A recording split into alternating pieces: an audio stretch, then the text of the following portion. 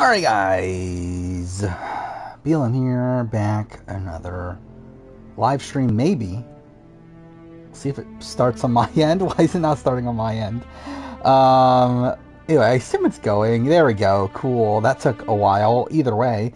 Might be a short stream. We'll see how this goes. I'm sure no one's here. Why am I talking about this now? Either way, my internet provider is doing maintenance again, so who knows? What's gonna happen here? But either way, continuing this. Where were I? With what? What were we talking about? But yeah, I mean, not much to really talk about. I mean, since the last stream, I've been working on the Vanuatu retrospective. I've recorded some videos. I haven't really watched that much. How's my winter ranking? Oh, you didn't get a stream notification? I mean, I literally just started. Yeah, I do find it, like, the reaction to the winter ranking, I think, is funny. Because, like, it's actually, like, it's pretty much the same as last time. Thank you, Joe Pets, for a 8-month resub. But obviously, like, I guess there's just, like, more eyes on the channel now. But yeah, it's, like, the meltdown on Twitter is so funny to me. Like, the comments themselves are actually not entirely bad. Like, I mean, like, again, I haven't read everything, but, like, I scrolled through them, and, like, okay, it's not, like, actually that bad on, like, the video itself. There's, like, some calling me an idiot and that sort of thing, but that's fine.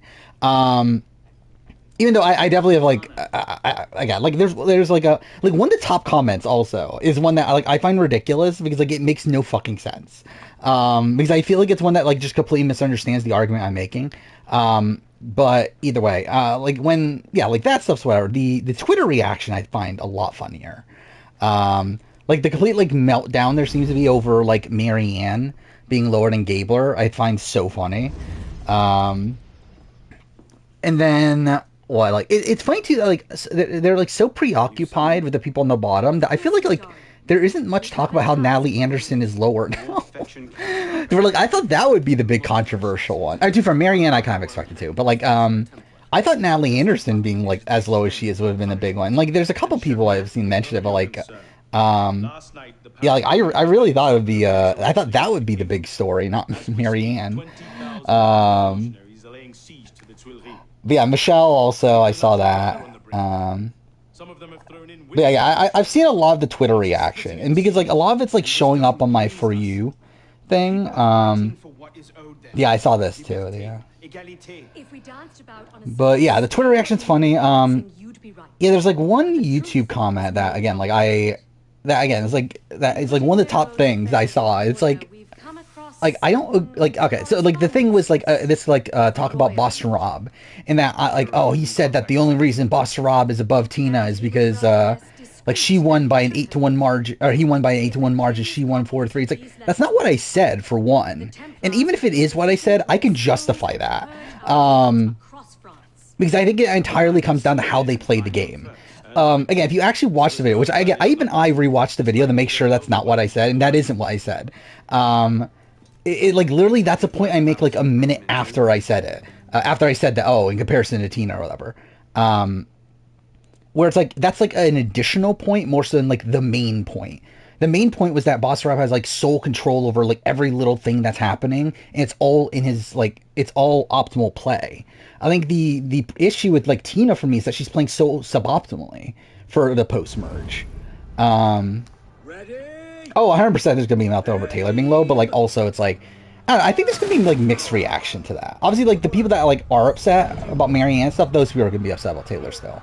But I feel like there's still, like, I don't know, kind of also a negative, like, anti-Taylor sentiment out there too. So it's like, I don't know if that'll be as large of a complaint, but anyway.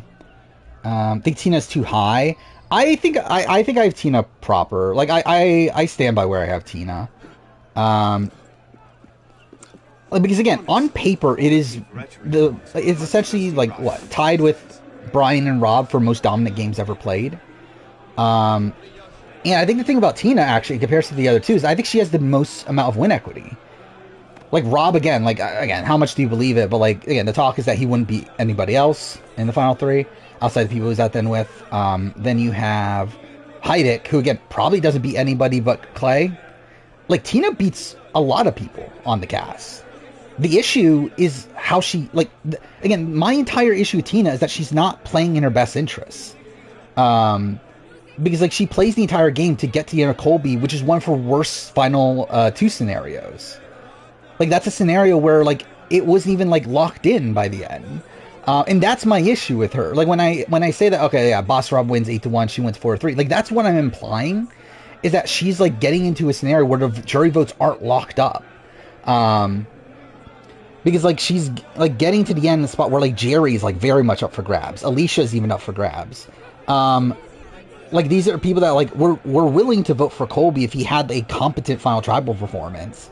But then, like, he didn't. And, like, neither did Tina, but again, they were still, like, slightly leaning Tina to begin with.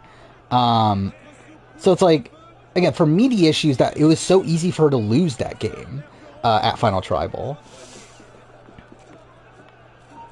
And, like, also, I think, like, the fact that she keeps, like, Roger and... Okay, I don't know why I just did this. The fact that she keeps Roger and Elizabeth around for so long is also really dumb. How dare I put Michelle 42? I 100% stand by that. I have absolutely no qualms with putting Michelle 42. Should I put Vecepia a little higher? I don't think I can. I think she has to be where she is. Like, maybe above Sandra I think is, like, the only argument. Sandra Pearl Islands. And, like, I guess, like, debatably Marianne.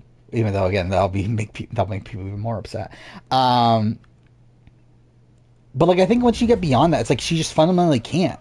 Like, based on the way I'm ranking these people, it makes no fucking sense for Vecepia. Like, even, like, Vecepia as high as she is, like, borderline questionable. Oh, 100%. Kenzie's too high. I think she's too high now. Like, after what we got from, like, the post-game interviews and stuff, I think she's definitely too high. She should probably be around where Marianne is, realistically. Yeah, just kill me. Because, like, I think the entire basis of why she was so high is because I was like, okay, she had, like, an actual, like, alliance that was, like, working together to, like, get rid of Maria and all that sort of stuff. And, like, they were, like, a solid grouping in the end game that had been, like, subtly, like, navigating through the game. When in reality, like, from Charlie's exit press and stuff, it seems like, no. Charlie was actually, initially wanting Kenzie out, but then goes for Venus at 7 instead because of her having an idol or whatever. So it's like, okay, that just, like, completely breaks the entire game, in my opinion, for, alright, Kegger, have you seen this on Reddit? What is it? Generally the most overrated, player of all time. Personally, I think it's hard to take Twitter seriously. I mean, yeah. Like, do I think Jesse's the most overrated player of all time? Probably not. I think it's maybe Sandra. Who actually is the most overrated player of all time? Is it Sandra?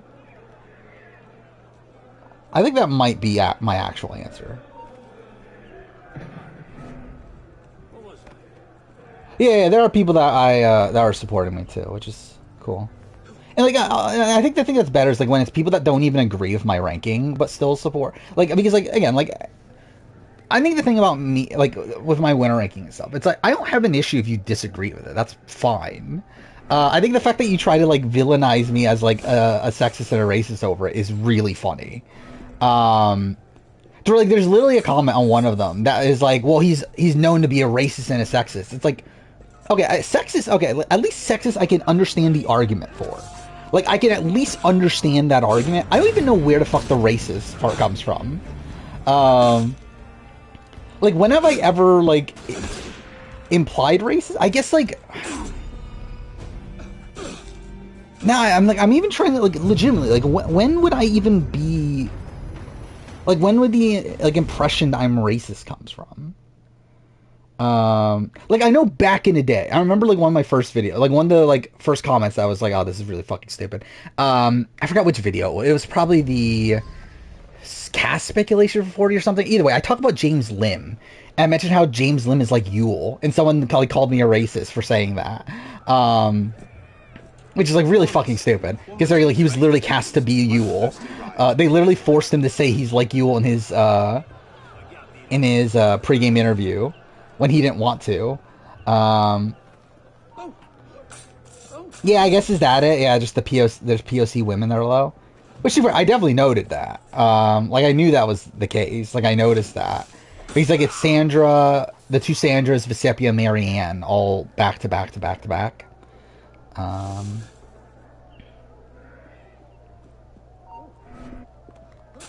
Yeah, I think the assumption is just that I'm white, right? I'm pretty sure that's the case.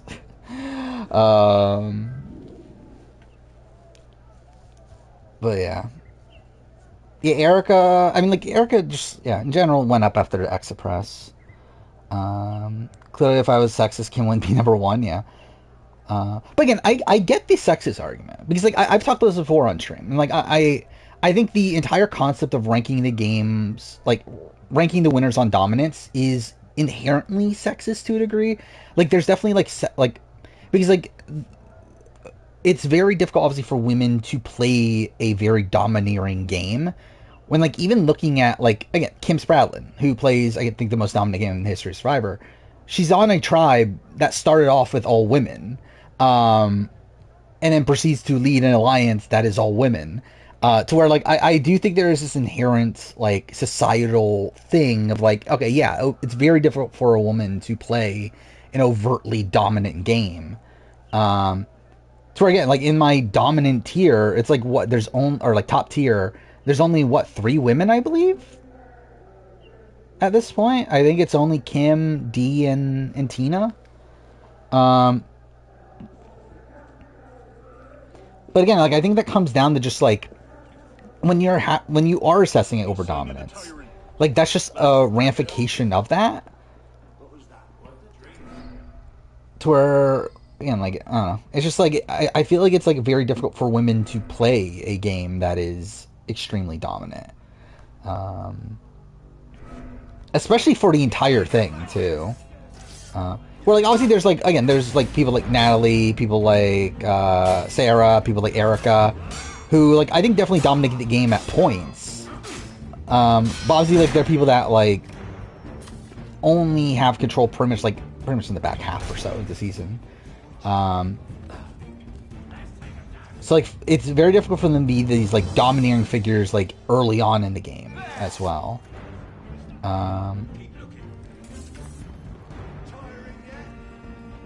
Yeah, Earl's high. I mean, but then again, also it's like just because you have like one person there doesn't mean that you're not. You know, because again, like if you were to tell me that okay, I have like racial biases and like I don't know, sexual bias, I don't know whatever you call it. Again, like yeah, I can kind of get it. But yeah, like calling like outwardly just saying that I'm a racist and all that is just kind of funny. Hilarious. What is this? I never liked Sandra, but to put her outside the top 5, they're even in top 10 as a 2-time winner is so biased. I mean, again, like just actually watch the show critically. I feel like I generally don't understand, like if you're actually like assessing this on like gameplay and how they played on their respective seasons, I genuinely don't understand how you could look at Sandra highly. Like it just like it's really mind-boggling to me. like especially like watching her in Heroes vs Villains. I just yeah, I don't know.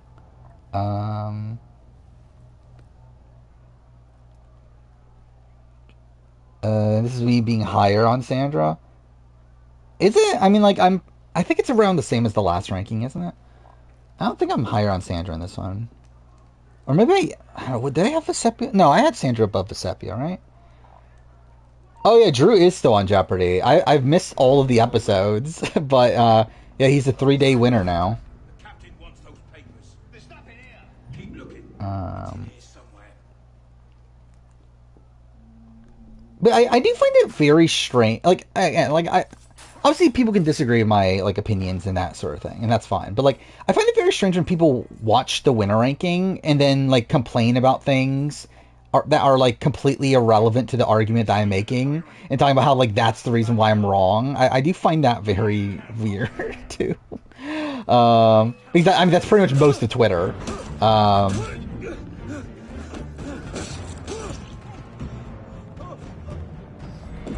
Where it's like the argument. So like someone literally asked someone like, "What did Marianne do to be higher or whatever?" And like the person responded like, "She had the best final tribal performance of all time." It's like that doesn't matter. Like that's not what I'm assessing at all. Literally, like that doesn't factor into my assessment of anything. If anything, the fact that she needed that is actually bad to me. Okay, I'm gonna die here. Surprised you didn't mention that Kenzie only won by 1 vote in the winner ranking. Wait, what are we talking? Oh, 1 vote as in like, okay, yeah, because you're saying that like, to be fair, I didn't even fucking think about that. But yeah, because we're saying that because if a vote flipped, then Ben votes for, votes for Charlie.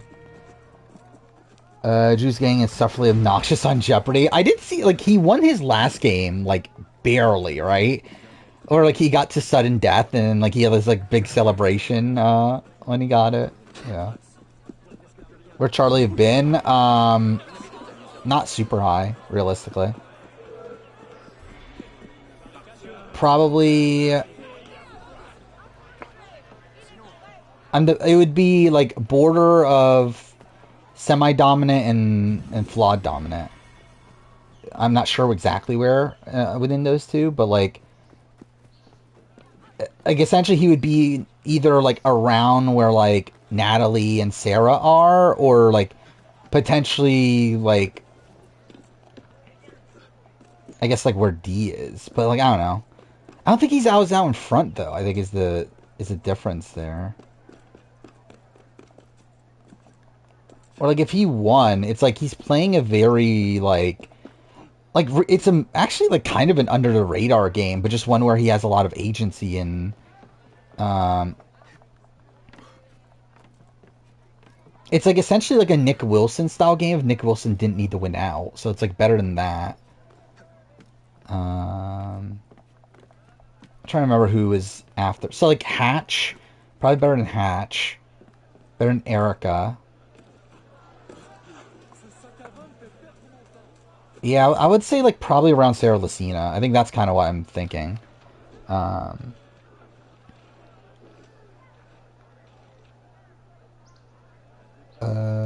do want to say, well, to I enjoyed the winner ranking. I really enjoyed it. Well, thank you. If I find comment praising D for surviving the final 5 despite being a threat. Wait, what? Like she wasn't supposed to. But anyway, but yeah, I did see that post. The way he ranks players confused me. Chelsea Townsend stan, obviously. He's also the one that thinks BB2 is the worst season. Actually, I mean, I believe BB2 is my third to last.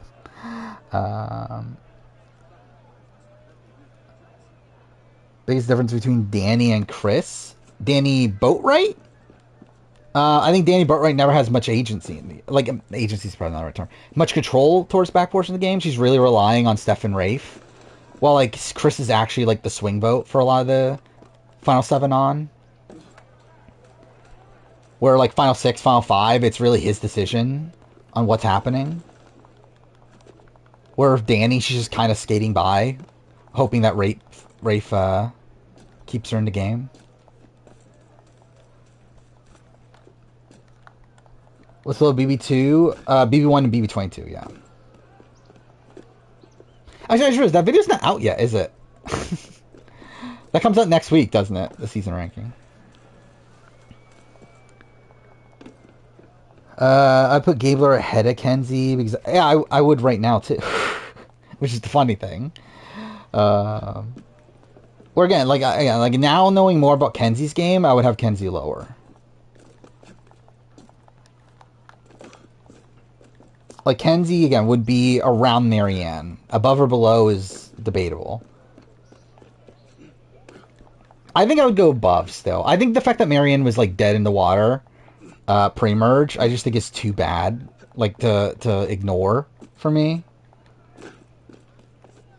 So like, while I think I think she has a stronger like end game stretch. I think game. I think Kenzie was still at least like relatively safe for really most of the game. It's really I guess now just that final 7 round. You'll be gone all of July. Have to miss all the streams. That's a shame. Hopefully we'll be back around early August because that's when I'm planning on doing the daytime stream. I don't know if you'll be able to stay at the daytime stream, but again, the current plan. God damn it! Current plan is where's the calendar? God damn it! The 3rd. Chance of it being delayed to the 10th, but I'm planning on the 3rd. Kenzie's the most similar winner to Sandra in New Era gameplay-wise? Probably, yeah. I would probably agree with that. We do draft. If stream doesn't die, the intention was to do the... we talked about this last stream. I want to do a Survivor 50 draft. Oh, by the way, I just stopped doing the mission. I was supposed to stay in here. And by that I mean, like, we're going to be casting... or we're going to be picking people that we think will get cast on 50. And then, like, whoever gets the most people when the cast reveal happens a year from now, wins. By the way, 48's about the film. Where I believe they arrived in Fiji today, I believe I saw.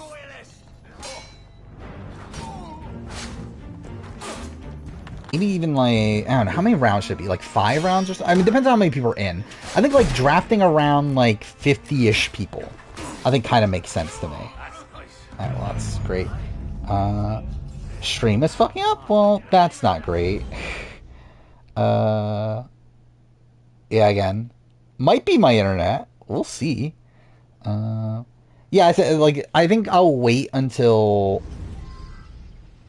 at least past midnight to start, because that's when the maintenance is supposed to start. And then like if stream is like really like bad by then obviously we won't. But obviously stream dies. I don't know, what do we do if stream dies mid draft? I mean, obviously I guess just like continue it next stream, but like yeah, hopefully, or do we just start over? I guess maybe, I don't know, maybe we should start over at that point. I don't know. I guess it depends on how many of the same people are still here. You rewatch Fresh Meat. Interesting. I'm actually rewatching. So I started last night.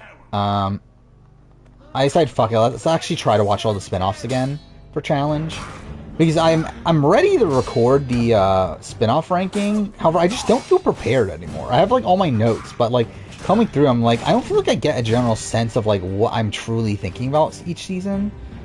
So like I feel like I'm just gonna rewatch them anyway. So like I'm towards the end of Transfers for Pros. There's only 6 episodes, but I'm probably gonna do that up until next year. Oh, I didn't talk about this. I finished Quebec, Survivor Quebec. I should clarify. I did not finish Traders Quebec, but also I don't know where links are for that subtitle. Or I've watched up to episode 7, but I never watched the rest, and I'm not dying to, but I do want to at least like finish it. But yeah, Survivor Quebec is a show. It's alright.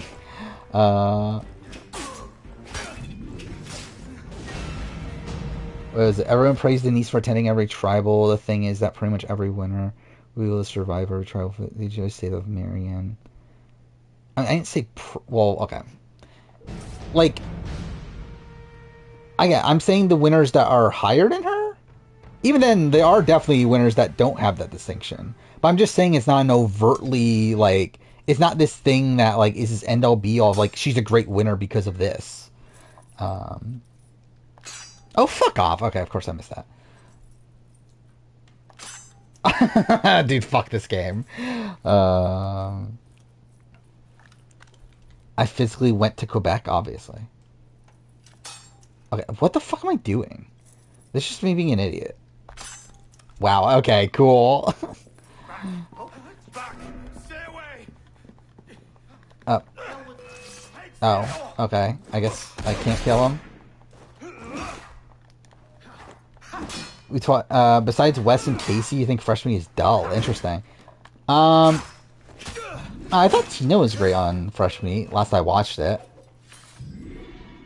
But yeah, Wes and Casey are like the main like story.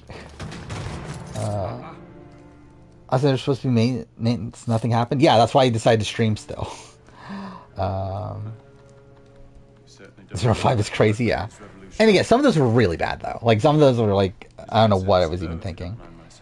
Serving as rear guard. Never saw his comment. I think a good idea would be if runners up won, where I rank them as winners. So like talking about like where they would rank within the already existing winner ranking. Looking for anything in particular? So like it's just like they're the only one that changes. Personal treasures, that sort of thing. Yeah, I think that's interesting.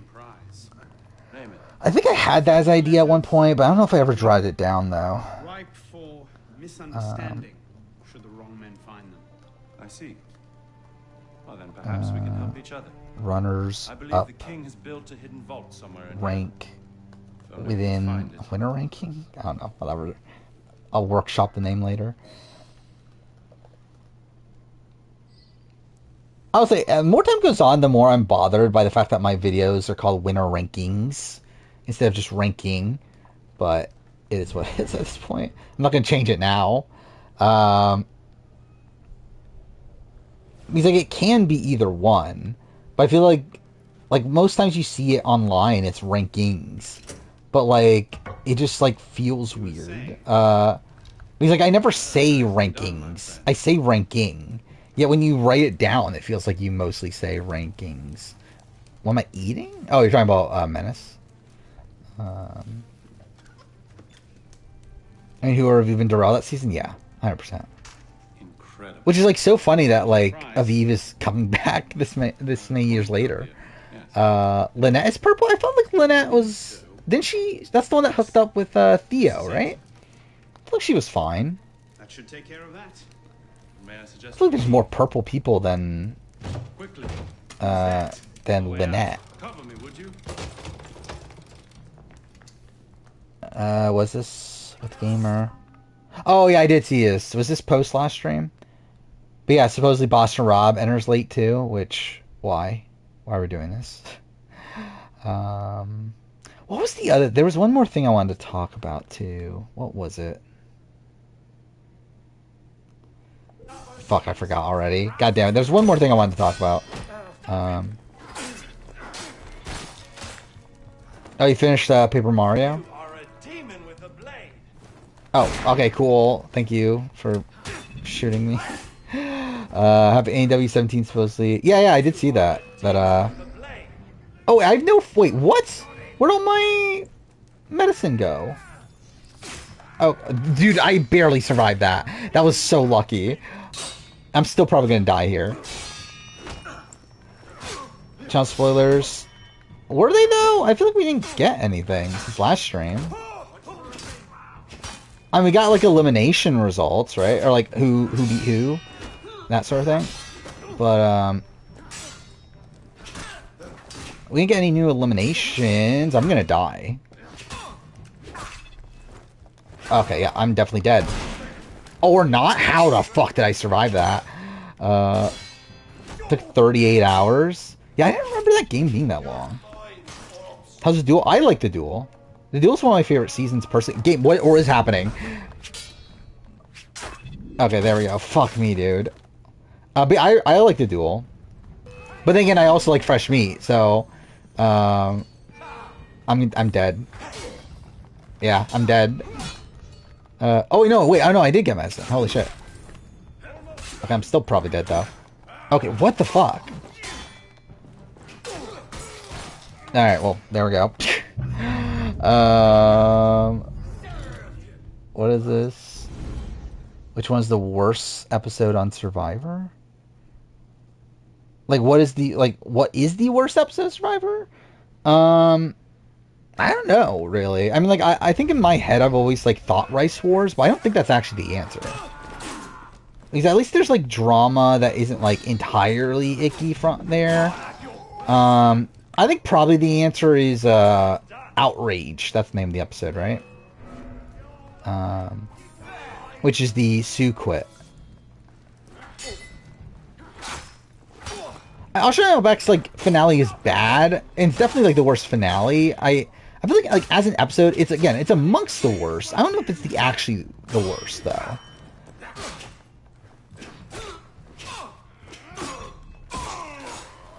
IOI Merge is, yeah, that's rough. Part 2 of the Merge, in particular.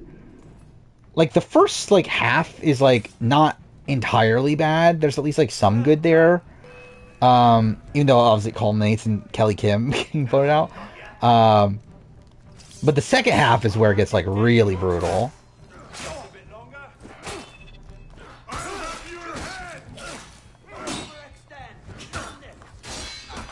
It's like, I think the first half, it's like, I think the first half would have been a good episode if the Dan Spilo context isn't there. Like, the fact that Kelly Kim gets blindsided, 2 idols in her pocket, one that she finds immediately before the tribal. Okay, what the fuck, game?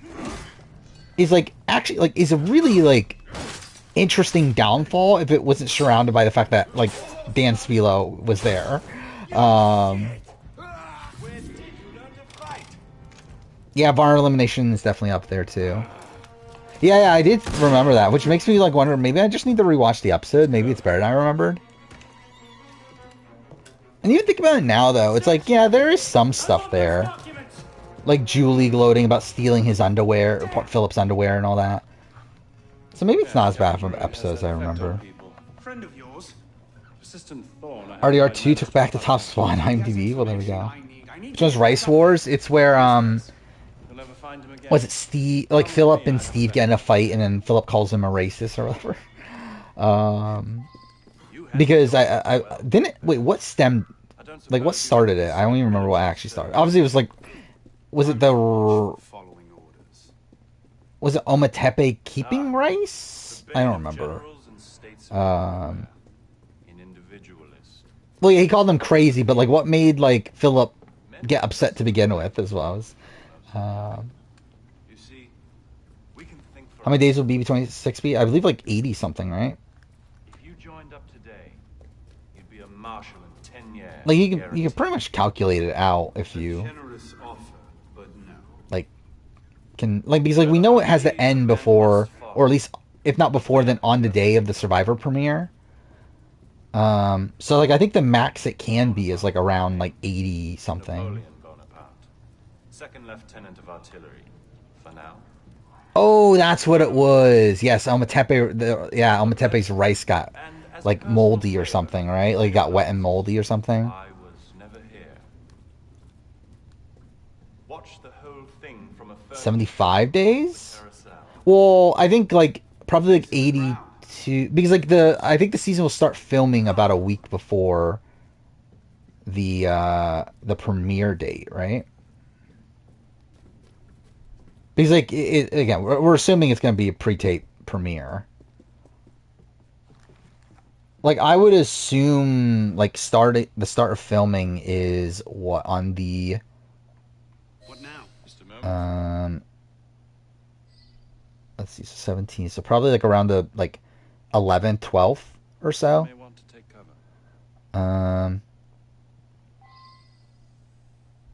And then again, the finale will probably be around September 25th. It's probably when the finale will be. So that's what 1, 2, 3, 4, 5, 6, 7, 8, 9, 10, 11 weeks. Yeah, I guess that is still, yeah, that is around, that's even under 80 days. Oh, I have to go and cover. I don't know if we've got an official date, but I would assume September 25th. That's what would make sense, based on tradition. Corporal. Superb shot. Your favorite your favorite game, God of War Ragnarok, is 5. Perfect list, obviously. Thank God God of War Ragnarok is one of the best games ever What made. about Rui? When I finish the Black Cardinal video, probably not for a while. Perhaps I can It's arrange- coming out in October. I haven't started working on the script or anything. Like I've been like really taking things a bit slow this last week. And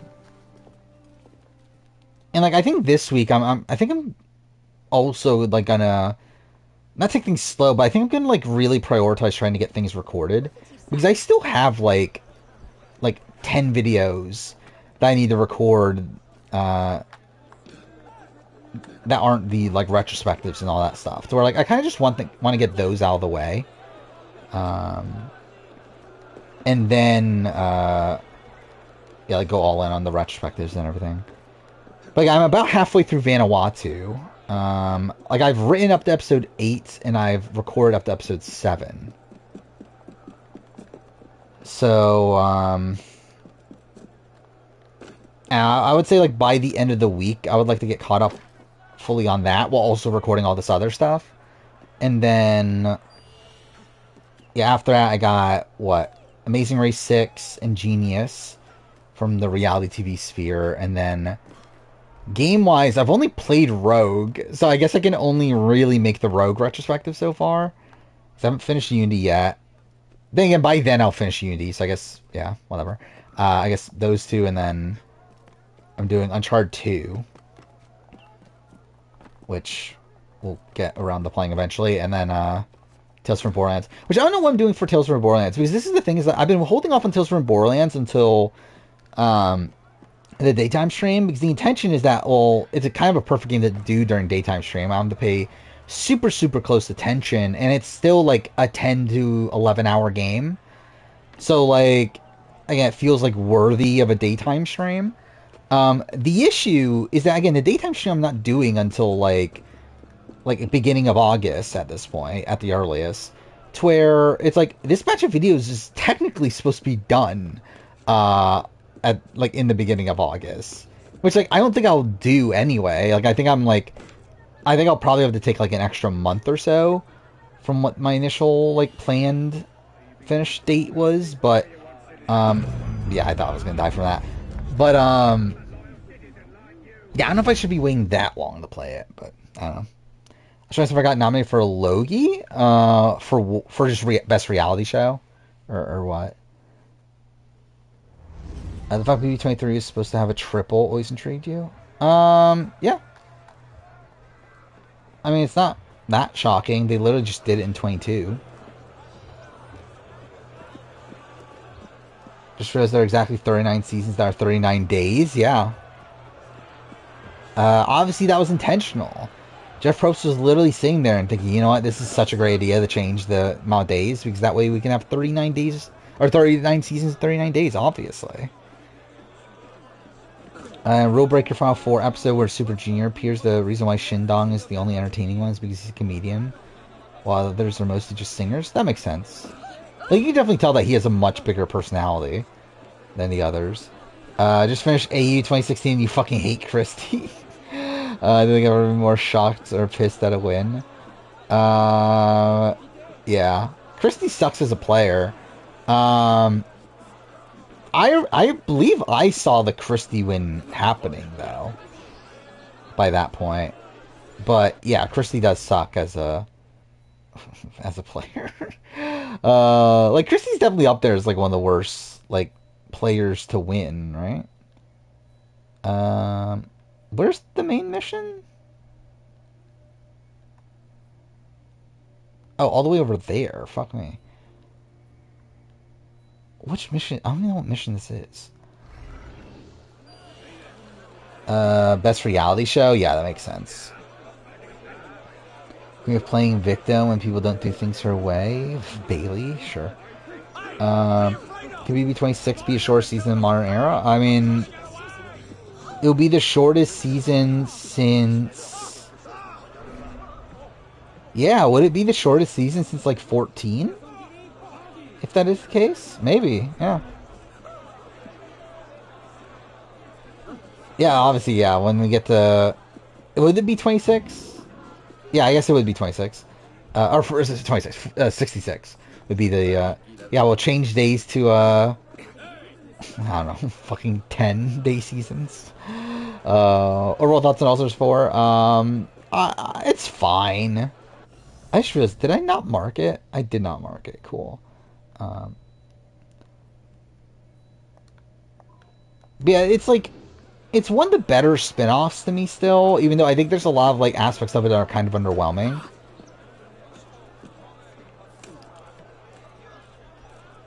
And we don't officially know how many days there's going to be of BB26, but based on like when the premiere is and when we can assume the finale is, it does seem like it's going to be hovering around like 80-ish. Maybe even slightly lower than 80. Because I think the most likely finale time is probably what, the day after Survivor premiere? If not the day of the Survivor premiere. But no, we know wait, do we actually know the premiere's 2 hours? I forget, how much of the schedule do we have for fall? I know they've announced the shows, but I don't remember if they've announced like the times. Or not the times, the dates.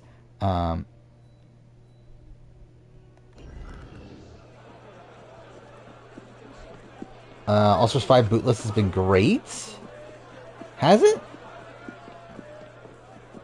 Oh. I don't know if I would say it's been great.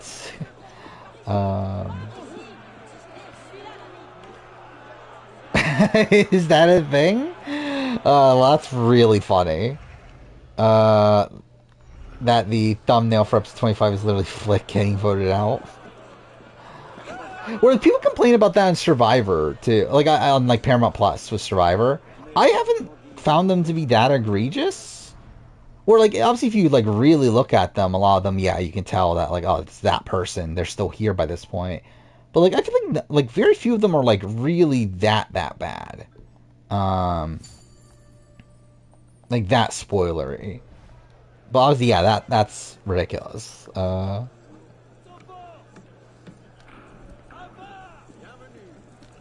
To you, all the people you don't like are eliminated? Let's see. Because I don't even remember who... Like, I remember being disappointed at certain people. But it's definitely not the worst bootless in the world.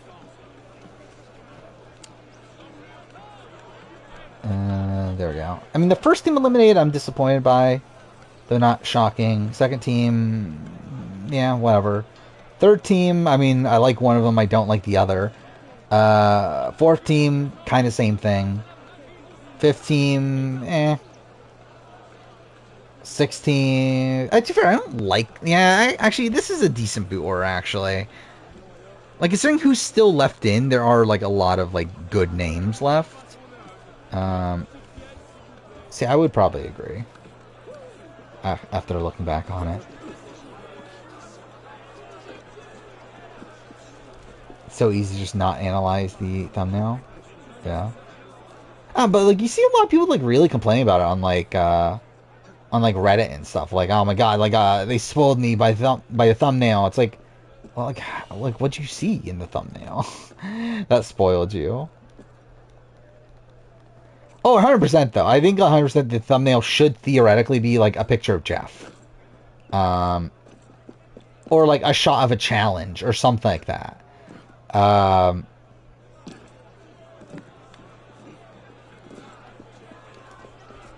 But like, I mean, like, I know like the 46 finale, the picture is the final 5, I believe. It's the final 5 at the immunity challenge. So, like, obviously, yeah, that's spoilery. But, it's like, then don't, like, fucking, like, sit there and fucking, like, analyze the picture, then. Yeah, I'll wait for you to come back. It is midnight right now, so it's like... Yeah, hopefully internet is fine. We'll see. Team you want to win the most are still in the game? Yeah. I assume... The initials are DNS, which would be interesting. Oh, by the way, we didn't talk about this. That Devon got eliminated on the GOAT. So we can confirm now that Devon is still not a reality TV winner.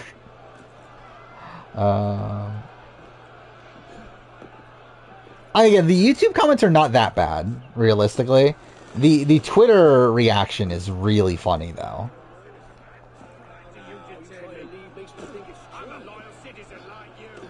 Oh, biggest party's doing the red thing again. Never heard of that show, obviously.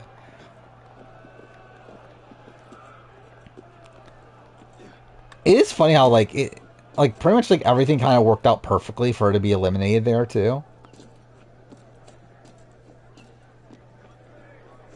And actually, if anything, she kind of got her, like, better case scenario by the end of, like, probably against Joe, it was, like, at least she had, like, two people she had, like, final two deals with as, like, the votes.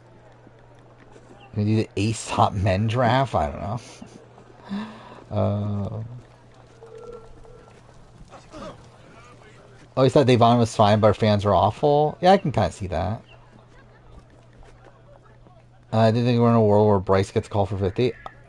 I very much doubt he can make the cast. I do think there's a world where he's, like, considered, though. Because, again, like, Jeff knows who he is still. That's something.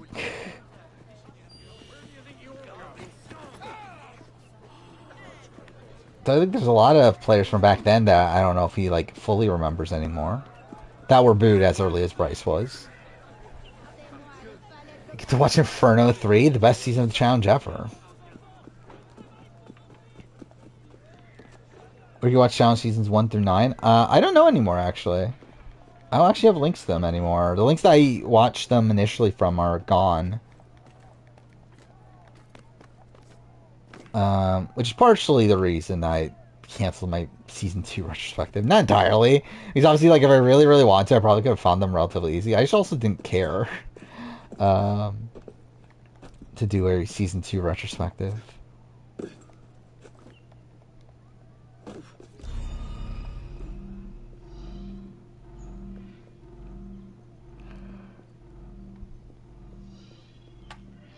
People don't understand my criteria. I literally explained at the beginning of the beginning of the video. This morning, I was Like, it's a mix of, like, a billion things, really. Again, like, I sum it up as dominance, but it's not really the proper term. It's more so, like, how optimally you're playing throughout the entirety of it, while also... It's a mix of, like, how much control you had in the game, how well positioned you are in the game, your overall win equity, like, how optimally you're playing. It's like a mix of a lot of things. I think the most important aspect to me personally is positioning.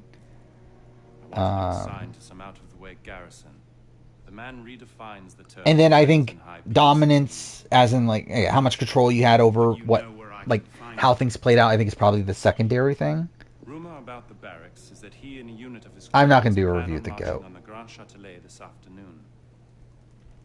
Battle for New Champion is the worst challenge season since World War II?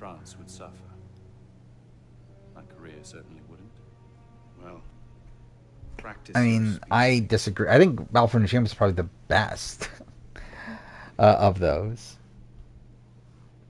Or, like, I think it's a season that's completely failed by its format. I think most other aspects of the show is actually, like, decent.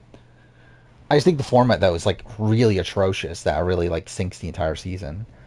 I would say it's on par with Total Madness. I think the problem with Total Madness could have been an actual, like, solid season. The issue with it is is the fact that they, like, re-edited it very sloppily after the D stuff happens.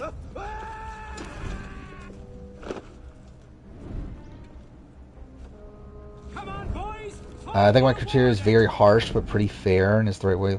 And also, this is the thing, too, is, like, when you're, like, assessing the winners, it's, like, they're all winners. They're all people that won the game. Oh, this is this assassination. Okay.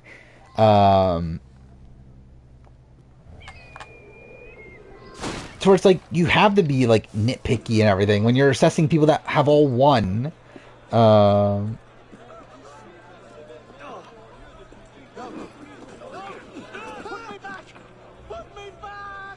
Battle of the Champion. Yeah, my favorite season, Battle of the Champion.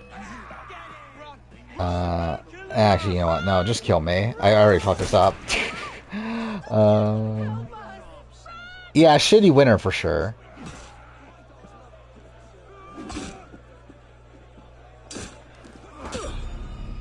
I mean, like, I think you still have to be successful in... Because, like, how optimally you play is not the main criteria for me. Because, like, I feel like you still need to be successful at what you're trying to do.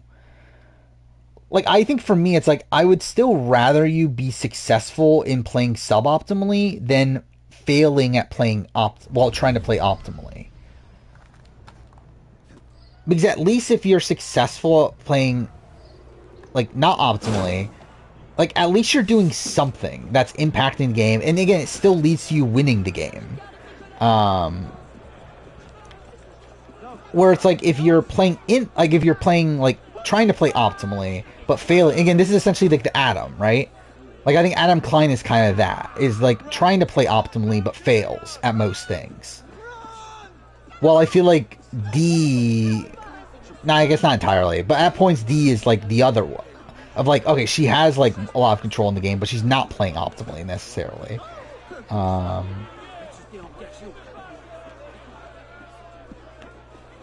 think the thing for Tom and JT is that they're more out in front than Natalie and Sarah, because like both Natalie and Sarah don't really take the reins of the game until the very end.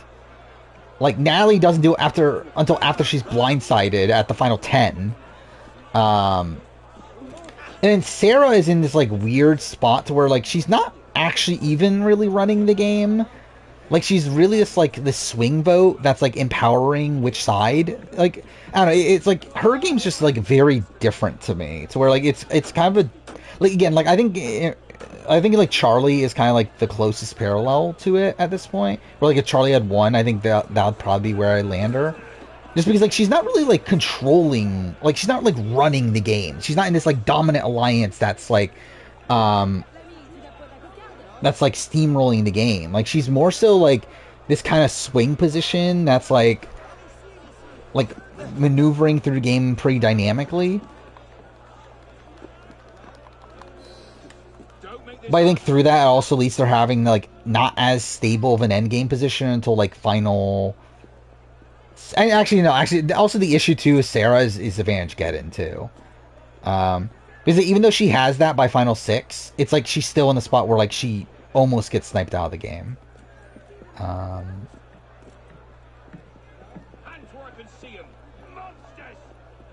just wish 39 had vets who haven't won yet. Yeah, I kind of wish they had those people, too. Like, I think Tony, in particular, would have been a good person for that. Okay, I don't know why I'm trying this again. Like, this is just gonna end me dying. Okay, cool. Try to... Okay, yeah, no, kill me. Fuck it.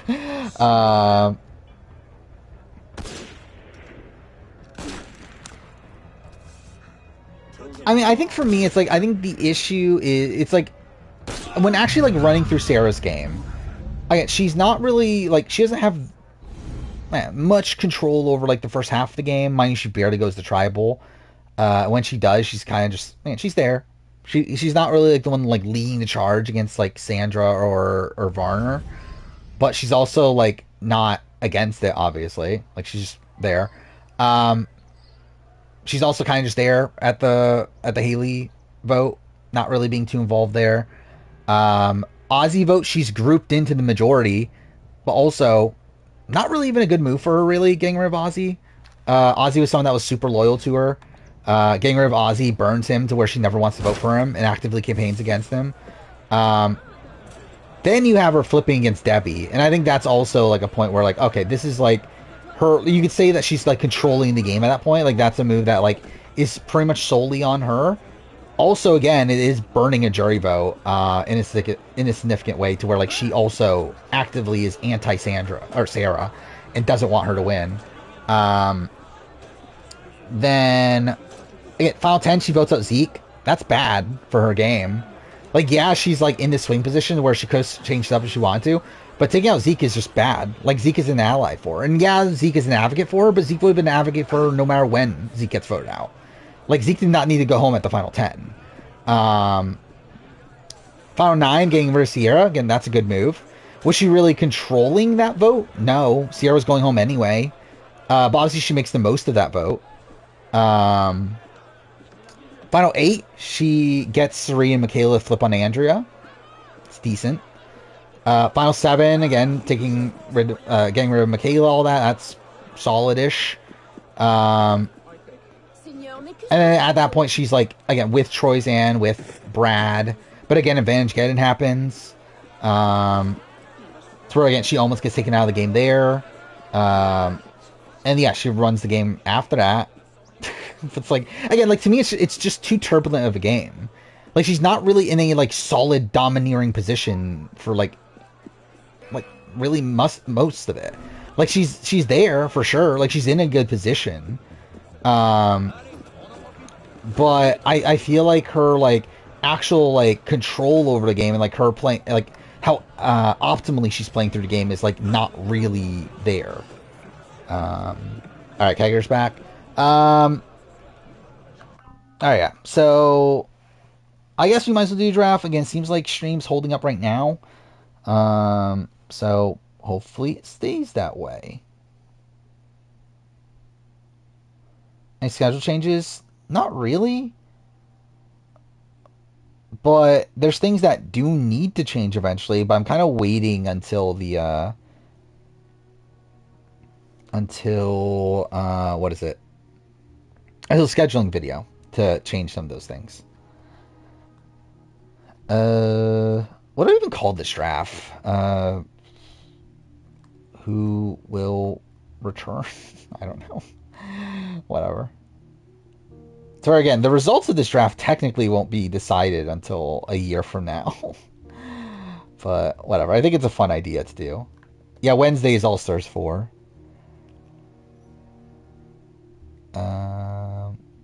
Yeah, I would love to see Craig back. It is disappointing that he never had the shot. BBS shit winners. I agree. But yeah. Alright. If you want in, say now. So again, this draft will be us essentially just drafting who we think will be on 50. I think this is also a rule I've been thinking of too. It's like, okay, if there's a tie, because obviously there's a good chance there's a tie. Because if we're just doing it based on like the numbers of like who returns or whatever, like there's definitely a serious chance that there's a tie. I think the way that we determine the tie, which is going to be annoying because we'll have to wait another year after that, but I think the way to determine the tie should just be like who wins 50, like who drafted the winner now. We'll do an actual 50 draft when that comes to, but I think like maybe that should be the tiebreaker if there is a tie of like who makes it the furthest or something like that. I don't know. Either way, all right. So we got Radio Ranger, Nadav. Twitch is scrolling down way too much. Let's try to do this again. Reality TV fan. Historic. Then Cars Gamer.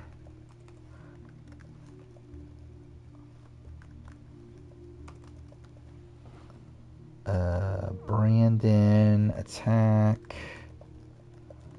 Yes, might end up being a pretty big one.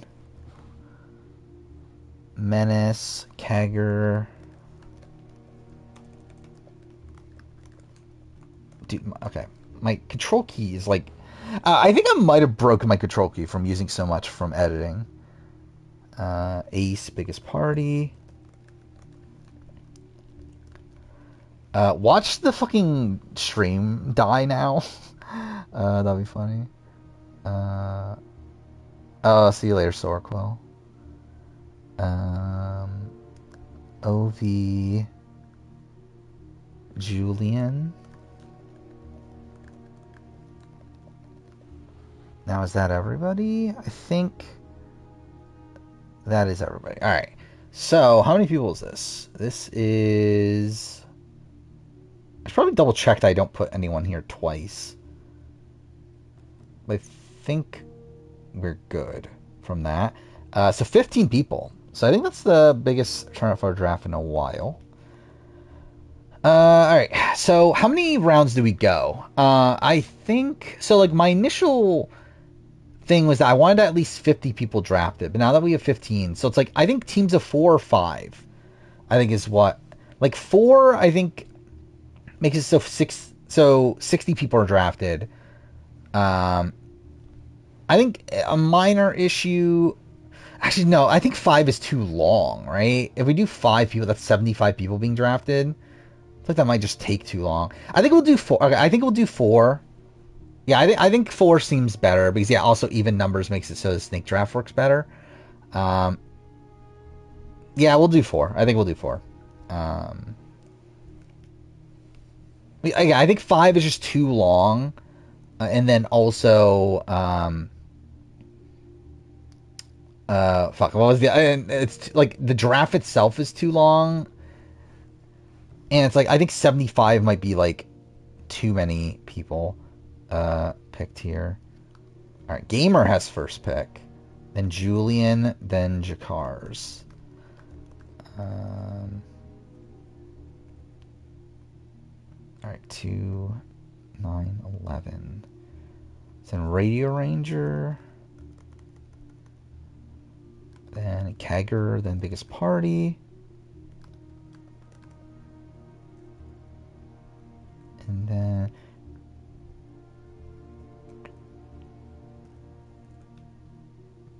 Nine, 7, 8. Fuck me, dude. Dude, I'm gonna be last again. Like, that's gonna be so funny. Like, I've been last on, like, almost every draft, I feel like. Ever since we've started fresh. Oh, no, there we go. Okay, cool. I'm not. 1, 6, 3.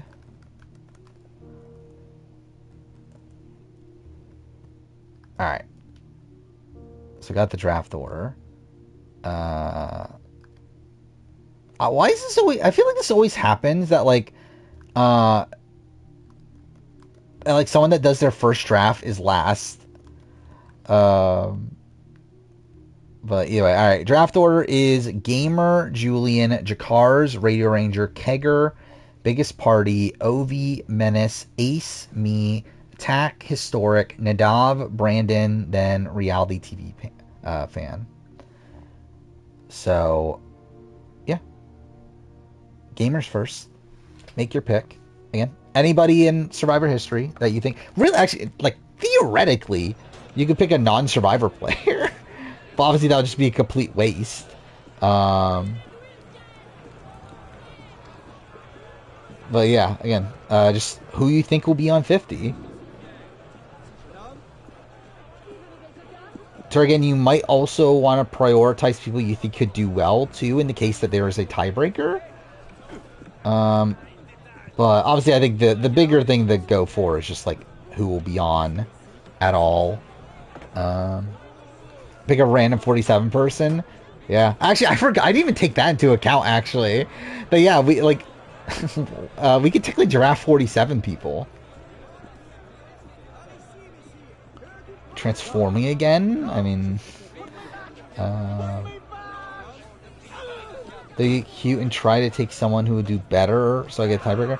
I don't think it's really worth it to go that far, but...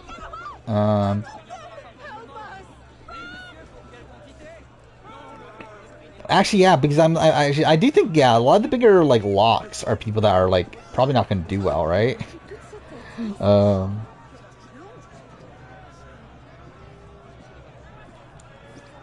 David Alexander is the worst player of all time, obviously. Is that the only difference between blue Biggest Party and red Biggest Party?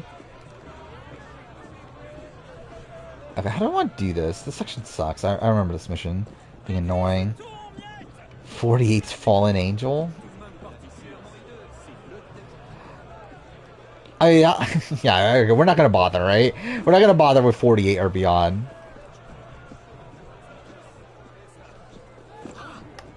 Take Carolyn, yeah. I think Carolyn probably is the better mix of the two, though. Where, like, she's obviously a lock-on, and then I also feel like she's probably the one that has the biggest chance of, like, making it somewhat deep.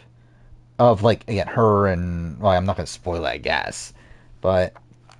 I think a lot of the people that, like, the other people that are locks are probably people that, like, are probably going home early for sure. But yeah, who's next? So Julian is next. Yeah, so I was, like, thinking of, like, okay, should I allow this, like, picking, like, placements of, like, of future seasons? But I said, no, that's just too dumb. I can't do this. Of, like, saying, okay, the fifth placer from Survivor 49. Look, Warden, your brother's here to visit. Don't you want to see him?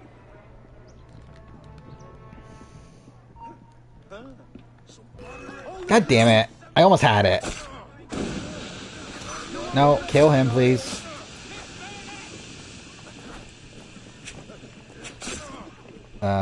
People want to work with Carolyn? Yeah, I think so. No, game, please. Like, I think the only thing might be, like, the Carson situation, that maybe, like, people... But again, people still like Carson in real life, though, right? Please assassinate him, please. Like, can you just... Like, okay. Well, this is terrible.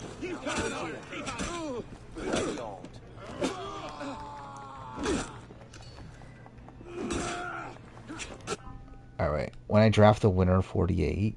I mean, that's why I would say... like, yeah, we're just not going to bother. Yeah, we're not going to bother including 48, 49. Oh yeah, I completely missed those picks. God damn it. Alright, so Julian picked Q. Okay, cool. I got kicked out of my own draft. Jakar's picked Carson? Alright. I think Carson, like, I think Carson probably is on. I don't know if he would have been my third pick, though. I think there's definitely, like, bigger locks than even Carson at this point. But, yeah, you do you. Yeah, Q, obviously, yeah, very likely. And, yeah, I guess we might as well, like, talk about my opinion on these people, right, along the way. But, yeah, Carson, again, I think is very likely on. I actually think he's the least likely of the Tika 3, though. To where, yeah, I think picking Carson third feels way too early. But yeah, Ray Ranger is next, unless he already picked. I just haven't seen it in chat yet. Pick Jesse. I think Jesse is also a little high here, to be honest. I think Jesse more than likely is on, but I would not have said Jesse this early either. I think there's other bigger locks that people haven't picked. Kegger's next. What's the Carson situation? Carson... Alright, how do you describe this? Carson sold... Okay, what the fuck game? Like, stop, please. Okay, I'm dead. Yeah, I'm okay, yeah, cool. Like, what the fuck was that? But, yeah, Carson, stole, like, business ideas from a guy that was selling Survivor puzzles and started selling his own using that guy's tactics, and I don't know. It's yeah. Oh, cool. I didn't realize there was a checkpoint here. It's a pretty good checkpoint. Oh yeah, I forgot. It's fucking Kegger's pick, so obviously Kegger's gonna take fucking forever. Would anything with the one on the On Fire podcast make D not able to go? No. I think D is more likely to be on 50 because of On Fire. It's actually what makes D very likely to me that she's on, is because On Fire.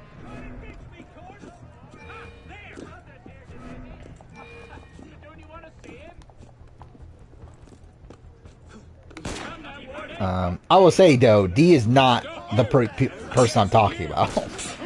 When I'm saying that there's bigger locks on the board. What is happening, game?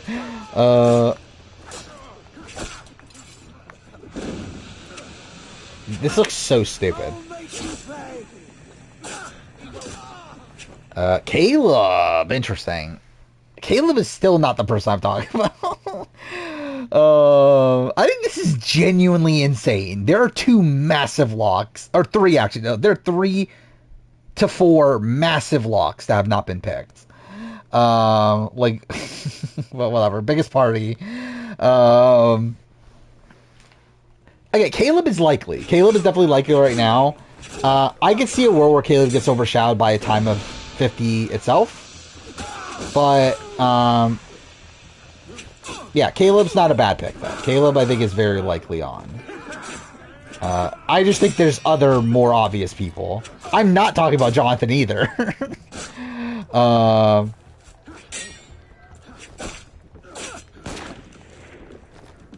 Okay, I am probably dead.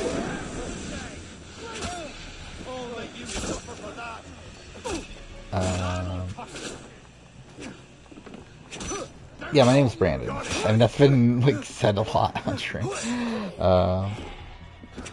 That might be one of them. Can this fight be over with already? Goddamn.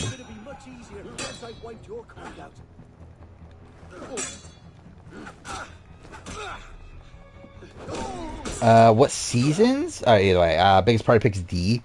Well, there we go. Again, still not. Fuck me, dude. Alright. Do I want to say seasons? I feel like, again, I might as well just, like, let it play out. But again, D is very likely. I think D definitely, again, Jeff was very happy with D on the On Fire podcast. To where that, and then now she's, like, getting all these, like, marketing things. It's like, okay, I think she's probably in the running. But yeah, Ovi's next. You know, fuck, okay, I'll say the season. It's 38, 42, 44.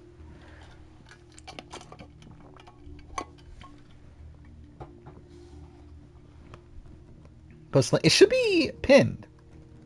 It's still pinned for me.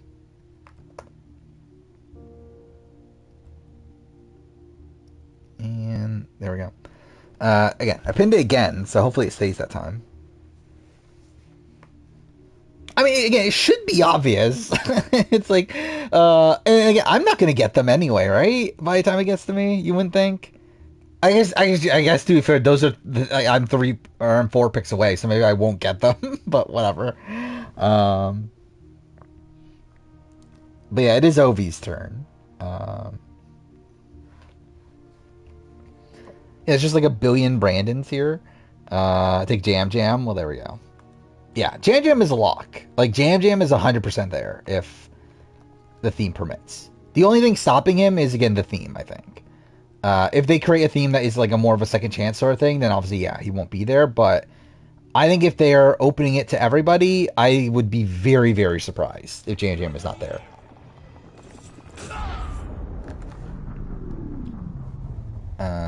No, you can't pick Katie on. Well, I mean... No, I'm just going to say no. We're just going to limit this for our players. Again, theoretically, it would be funny to, like, just allow you to just waste your pick on KD on, but no. Someone did pick Q. Q is the second pick. They call from the same mother? Hopefully not. That'd be fucking weird. If, like, if some woman just, like, had 3 kids and named them all the same name. Mr. Mirabel. But yeah, it is Menace's pick, which I assume you're taking Marianne? Pathetic, isn't it? Because you should take Marianne? Surely. By the way, Marianne confirmed she would do 50 on RGP. What was that? To where, at this point, I think Marianne is one of the bigger locks on the board.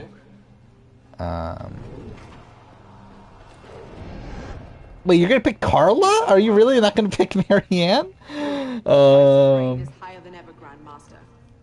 Okay, yeah.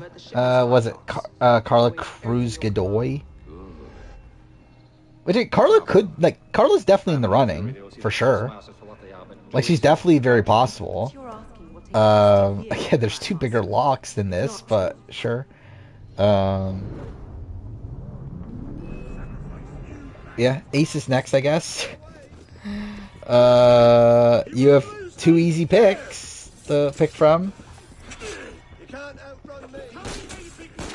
Okay, cool. Drop, please. Thank you. Oh, fuck off. Your boyfriend? Who's your boyfriend?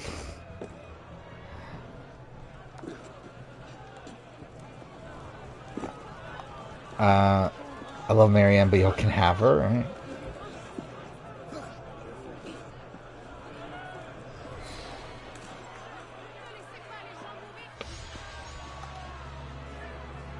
We've been blessed. What are we talking about? Oh, that we could take. Yeah. Again, like there's the two. I legitimately, I think like the people that I think are absolutely on 50 right now for me are. Okay, what's happening there? Is that the game or is that my headset? Like it just like the audio is like cutting out there. I don't know. Either way, yeah, I think the people that are for sure there are Carolyn, Marianne, and I think Rick Devens at this point.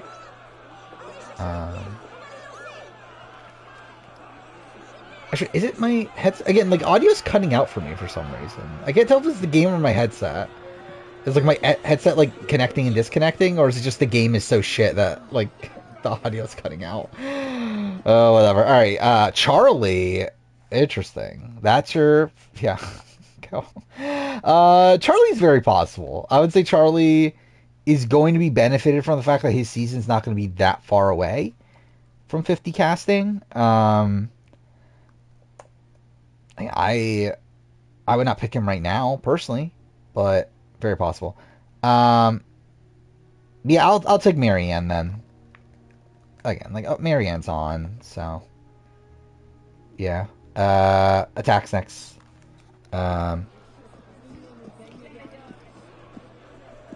Which again, the next like lock on the board would be what is this mission?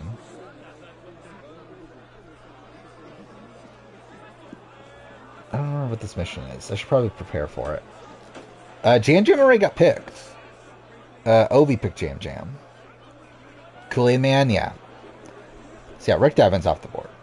Which, again, Rick Devens pretty much on. I will say there is someone else that's top of mind for me right now that I think is very likely.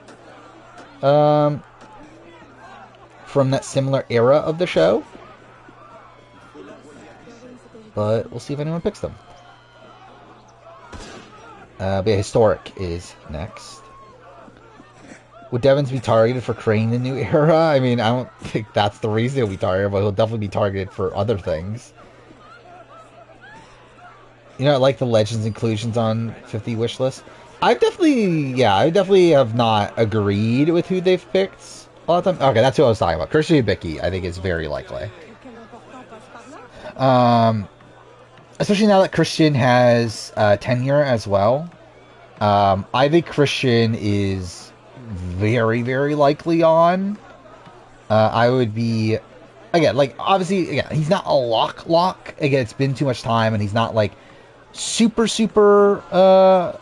fresh on Jeff's mind, but I do think he is very, very likely.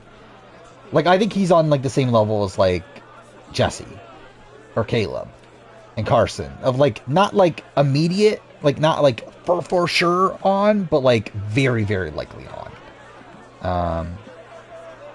But, yeah, Nadav is next.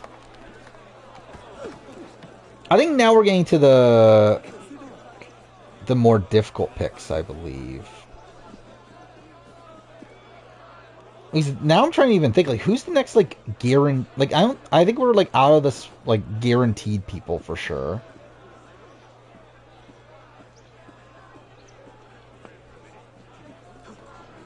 It's like, just looking at, like, the recent seasons.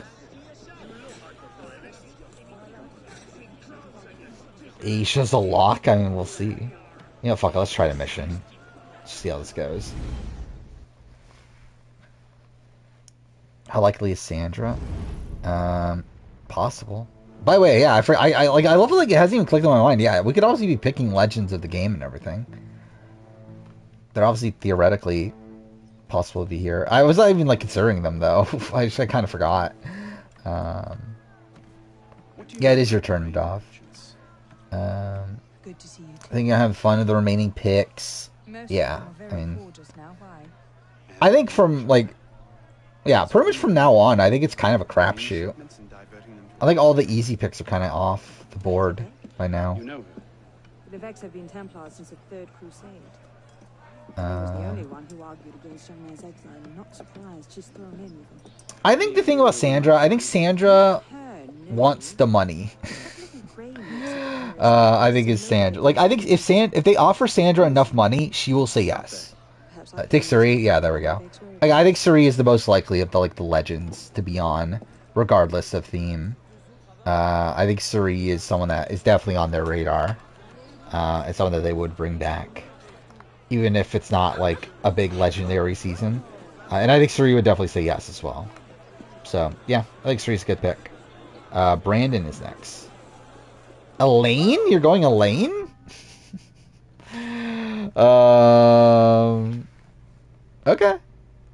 I mean, I think Elaine definitely is possible. I would not have her this high on the board, though. Like, I think this is a little early. I think by round, like, 2 or, like, I don't know, late round 2, I would start considering her. I don't think she's this high on the board. But, again, you do you. Okay, fuck me. My spreadsheet keeps on, like, kicking me out. Because I'm logged into a different account for this spreadsheet. And she keeps on, like, resetting me to the other one for some reason. Anyway, Reality TV Fan is next. You have 2 picks in a row, by the way.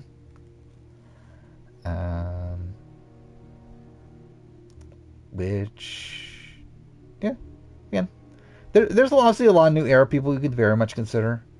Beyond that, obviously, yeah, some legends here and there that I think will definitely be in the running. Yeah, it's just a matter of, like, which route you want to take. Jonathan, yeah.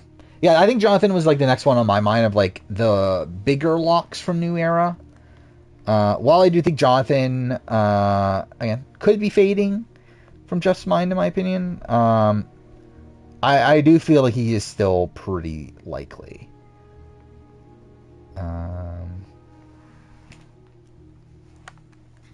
She's willing to do Amazing Race for after... Yeah. Like, Sri's still very willing to do reality TV. She just doesn't want to do Big Brother.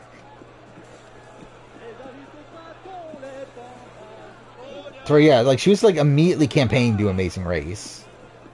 And it has also said that she would come back for Survivor after BB.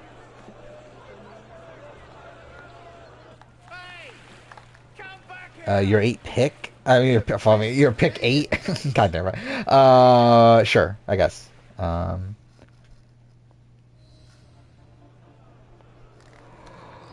yeah, I think at this point, it's like, it's something like, obviously I could be, like, rummaging through the people that I think are in consideration, but obviously they'll just be spoiling picks, and, like, giving people options, right?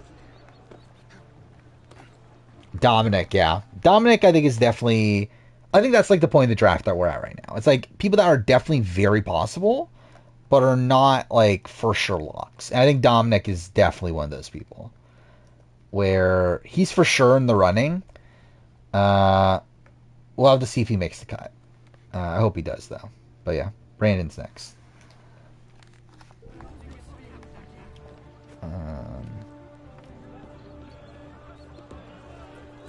But of, like, the people from those, like late 30 seasons, I would say both Rick and Christian are probably bigger priorities for production.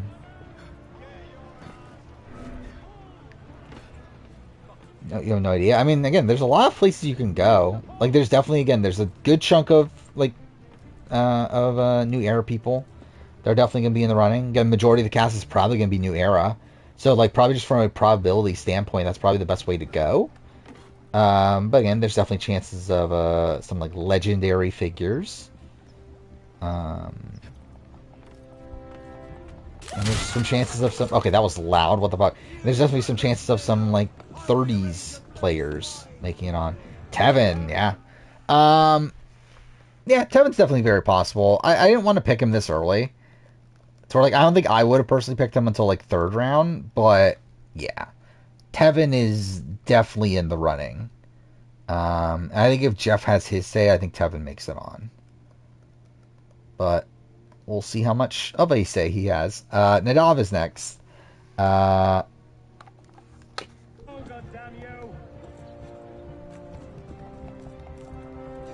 Match 3 going on Maze Race with Izzy instead of Jared. I mean, that'd be great. It's not happening, though, but that would be great.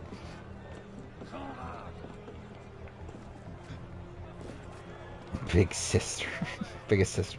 Anyway, how you change your color? I believe it's in your settings, right? It's under... Like, under chat, there's settings. And then chat appearance, I believe. Or maybe not? Is that not it?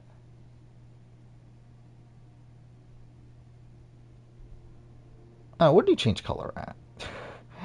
You did? Oh, there we go. This is Latoya? Yeah, sure. That'd be cool. You for Izzy Jared? Actually, that would be also kind of funny. Between 3 people?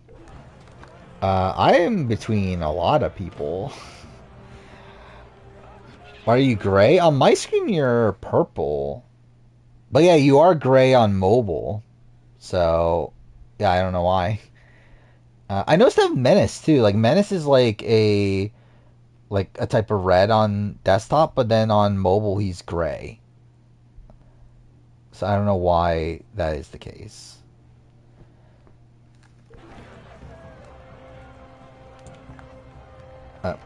Cool. I'm gonna pick 100%. No one will pick her. Oh, cool. Thank you, game.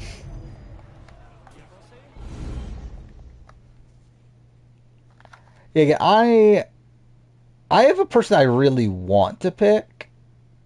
I just don't know if I should pick them.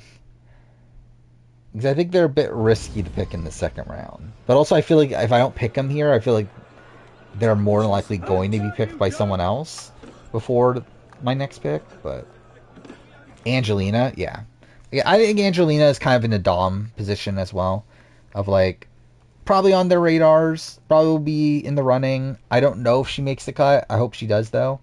I spelled her name wrong. There we go. Angelina off the board. Historic is next. But yeah, I do hope Angelina gets on. Where again, if this was 40, Angelina would 100% be there.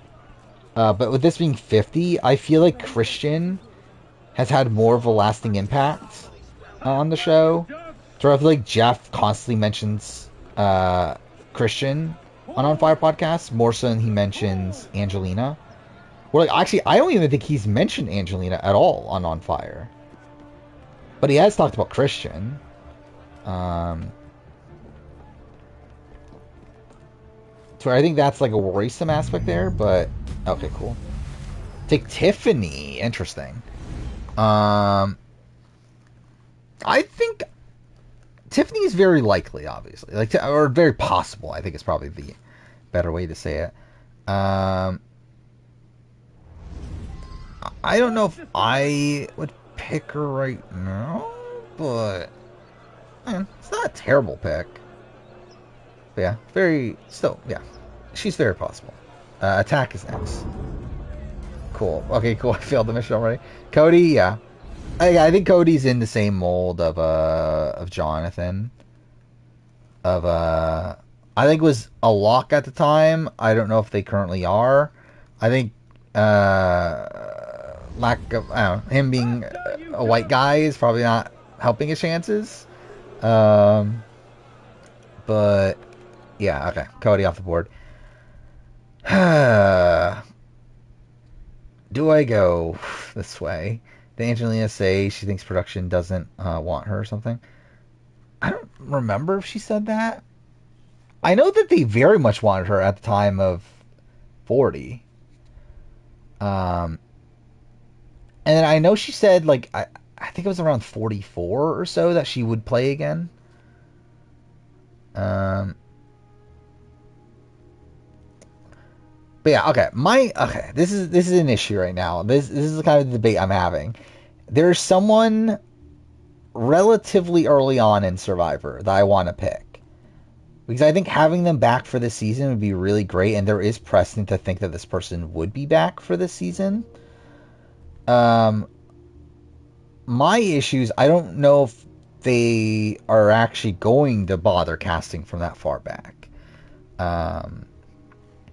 Which is my issue. Something I want to check real quick, actually. I want to see my recent casting videos I put together. To see who's on there.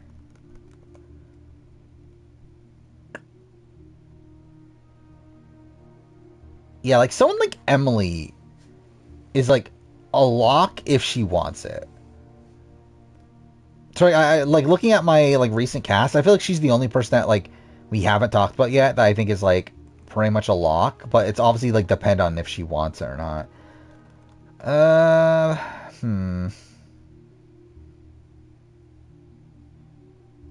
I'm just looking at these other lists. Yeah, you know what? I'll go for it.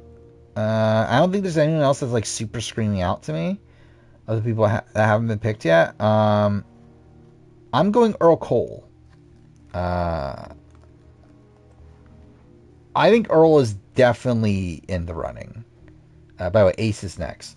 Yeah, Earl again has literally been in the running for the last 2 major returnee seasons. Like Game Changers, he was on until he had work obligations at the last second. And then 40, he was on until his wife gave pregnant early or whatever, and then he had to drop out. I think if they are including Legends of the Game, I think Earl is on. I just don't know if they are, and if they're going to that degree. I will say I do think it's very promising that Jeff did say in his last interview about 50 that he wants it to be a celebration of the series. And I think that implies that there are going to be older school players.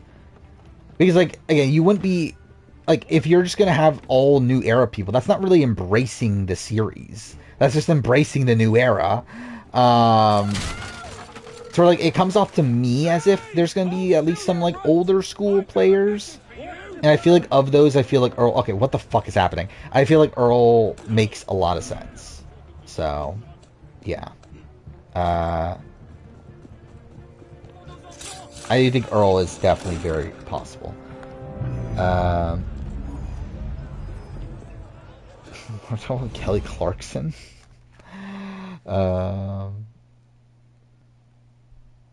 Special blanket on your lap to help draft, so you better win. Obviously, that's going to be a determining factor.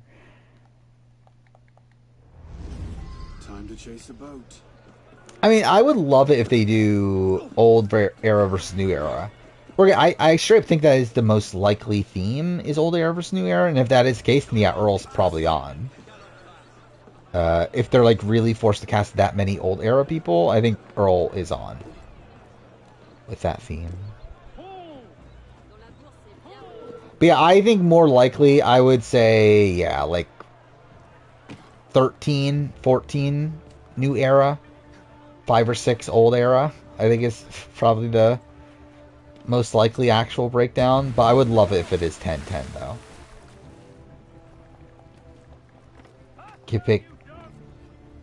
I see. Do you mean Jerry? Is that who you're meaning?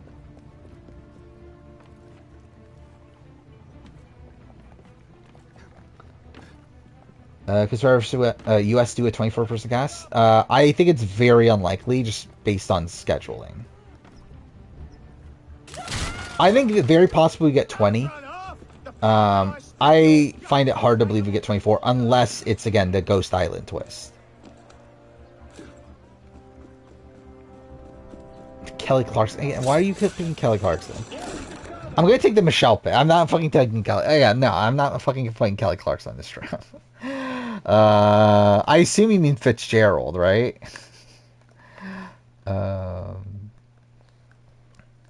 Which, I don't know, she's possible. Not really like the biggest name on the board for me, but definitely in the running. Yeah, Menace is next. I like Battle of the Dead. Makes more sense than old versus new. Like, do you?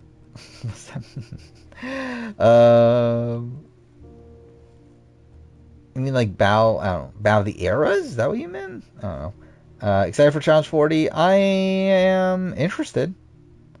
Supposedly it's not great though, but again, it's a gamer saying that, so who knows because it's gamer. I think Survivor's done, Michelle. I don't think they're necessarily done. Yeah, you meant okay. That's what I thought. Battle of the Eras makes sense.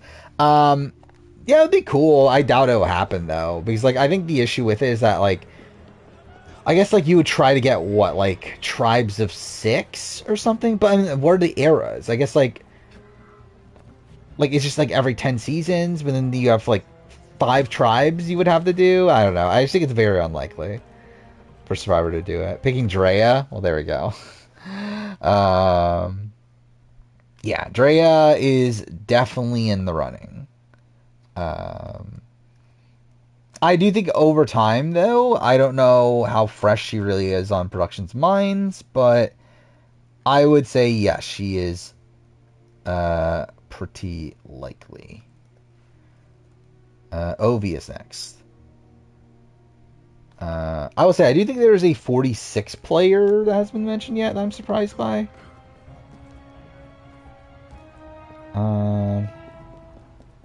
So where I think that person's probably more of a lock than Tiffany. Not even a lock. Lock's probably not the right term. More likely. I think Omer situation keeps her out. I think it's the opposite. I think the Omer situation keeps Omer out.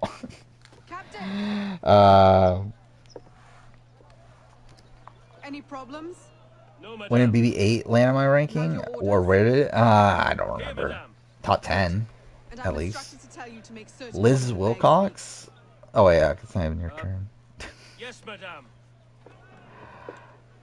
Chrissy Offbeck, yeah, that makes sense. Chrissy was kind of like the last of that sort of grouping of people. Of like the late 30s people that would have been locks for 40. That I think is still probably in consideration. I do think she's the least likely of like her and Dominic and Angelina and Christian, but I think she's still somewhat in the running. Biggest Party's next. Maybe 8's one of your least favorite seasons? How is it one of your least favorite seasons? I think it's a very entertaining show, even though the gameplay is shit.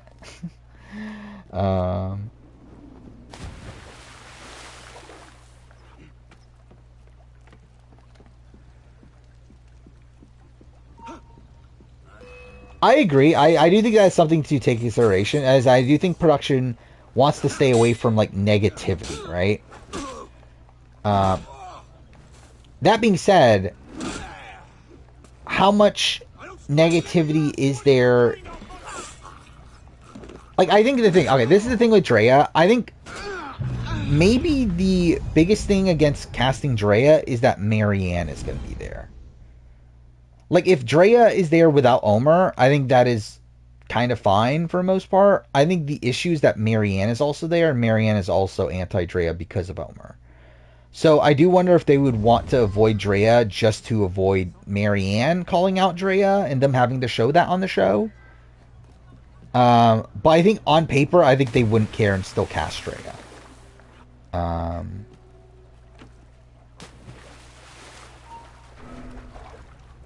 But I do think there might be a worry of, yeah, like, what if this actually happened? Like, what if this matters in the game and then we're forced to show this? But again, they love Drea, though. Like, they look at Drea as, like, the epitome of the new era. Of, like, this player that goes out and finds every advantage and makes big moves and all that bullshit, which isn't even necessarily the case. But that is how Jeff talks about her.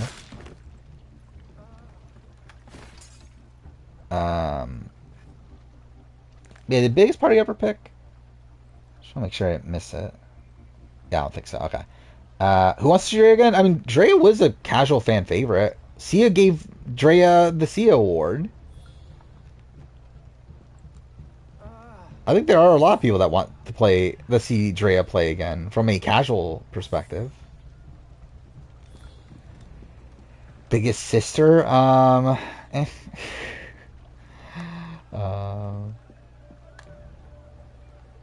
If Sarah and the Tika 3 are on 50, that means every Tika but Helen returned? Yeah. Taking risks and pick Omer? Well, there we go. I would love it if Omer played again. I don't think it's happening, but I would be so happy if Omer played. Speaking of Omer, actually, he followed me on Twitter today. I did see that. Because I just got I don't fucking check who follows me on Twitter, but like I just got a random notification on my phone that Omer Zahir followed you back. I was like, okay, I guess. Like I followed him like 3 years ago, but okay.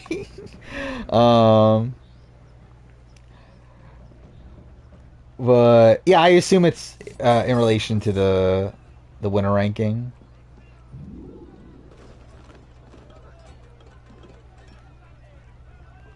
Because I assume you must have seen things about it on Twitter.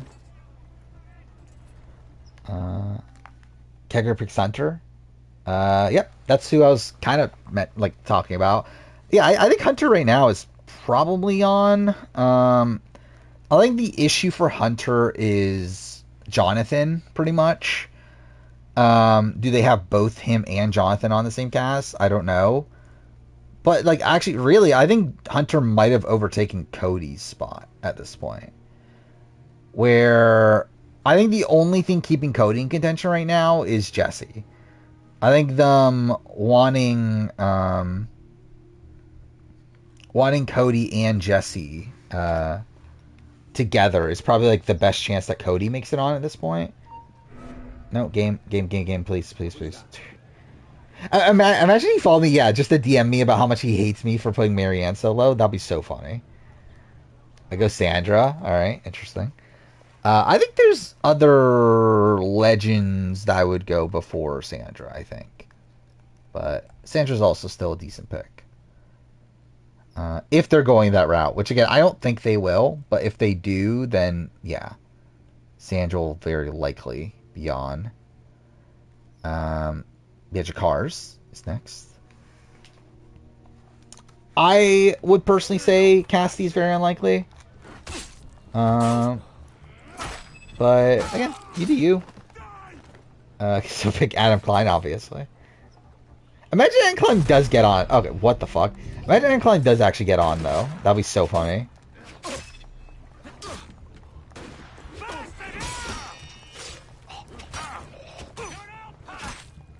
You pick Semhar. I mean, that would be a Survivor player.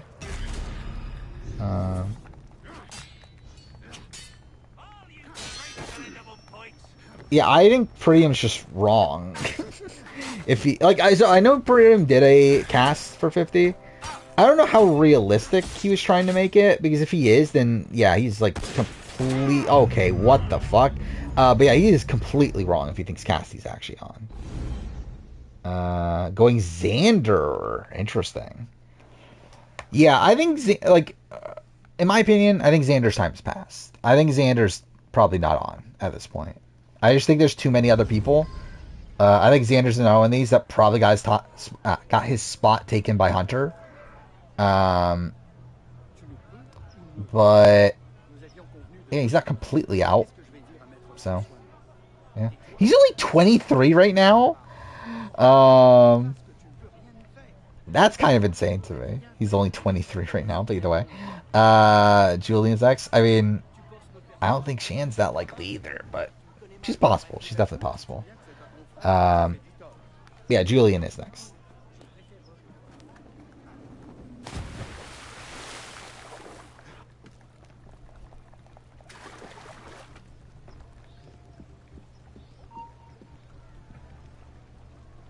Game? Please? Game? Let me get... Oh, okay.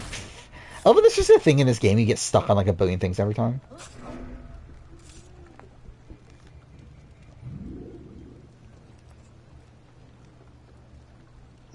Yeah, it is Julian's turn. I would suspect she would say yes. I don't know for sure, but I would suspect that Shan would say yes.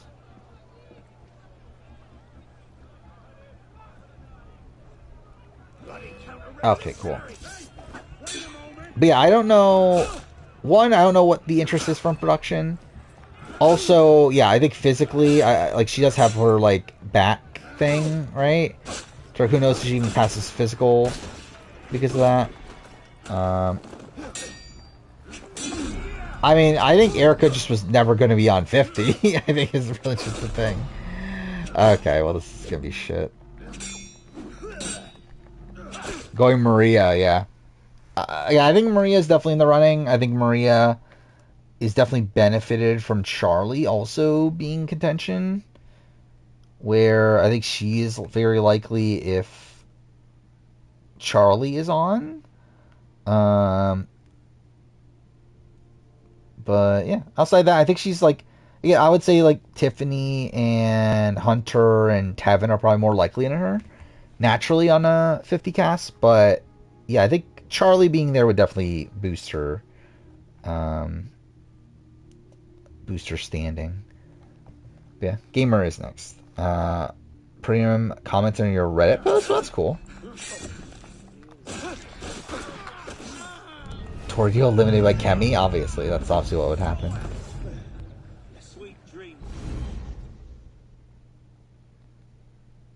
We assume if Shan is on 50 when she's a new era icon. Yeah, but I don't think production like looks at her fondly. We're like, yeah, like I think like listening to On Fire podcast, he never mentioned Shan. Like I don't believe he's mentioned Shan at all in his 3 seasons of doing On Fire.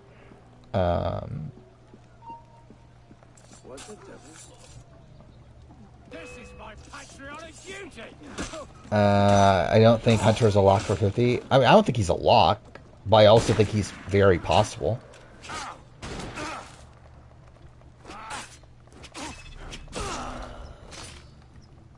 I mean, there's a lot of late season bias around Hunter. What do you mean by that?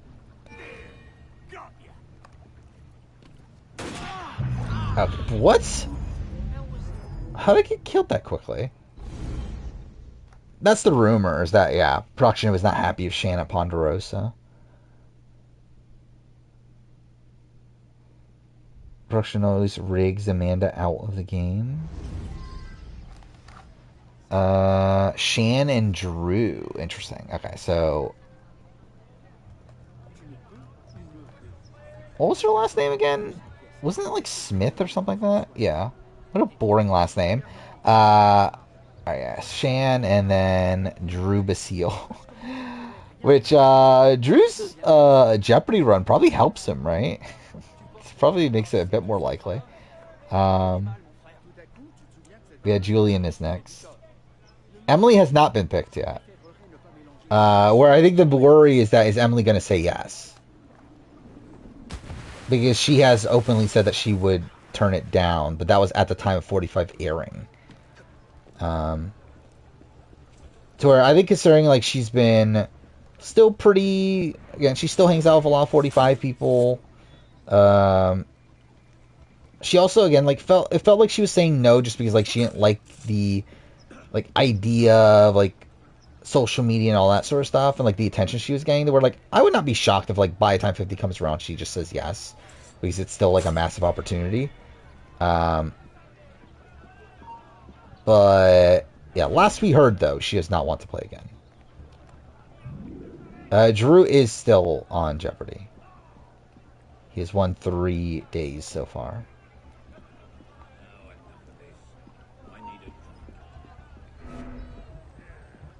I think there will be at least one person 49 on 50. God damn it.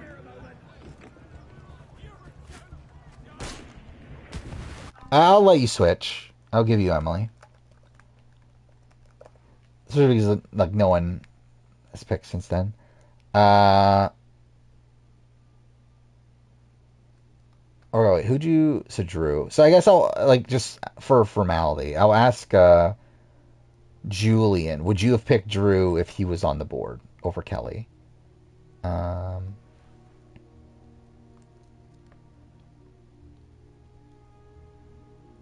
But, yeah. Either way, I'll give you Kelly as of right now. Which, yeah, I mean, I think Kelly probably is a bigger lock than I gave her credit for. Again, lock is not the right term, but like, is more likely than I gave her credit for, where I kind of felt like she was like this really big dark horse candidate, where like now I think she's actually like a somewhat likely person, considering how like Jeff even like reposted that article. And like Jeff did talk about how like 45, like the climax of that season was the Kelly blindside, to where like I think he does look at Kelly in pretty high regard.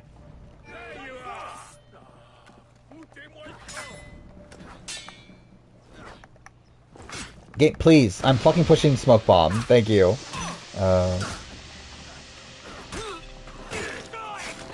You want Drew? Well, there we go.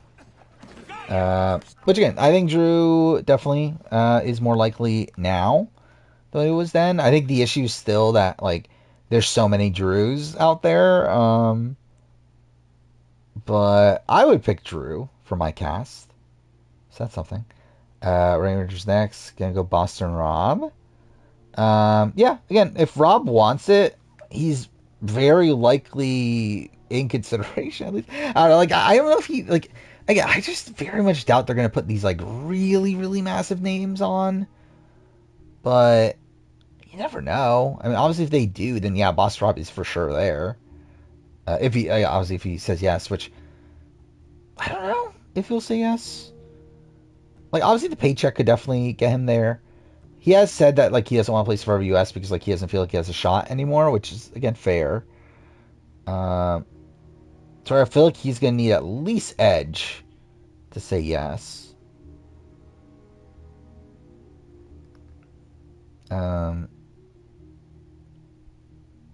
Wait, what? Oh, you want them on Ride or Dies? What, Tony and his girlfriend or whatever? Yeah, that would've been cool, especially over like fucking Sam and Kayla.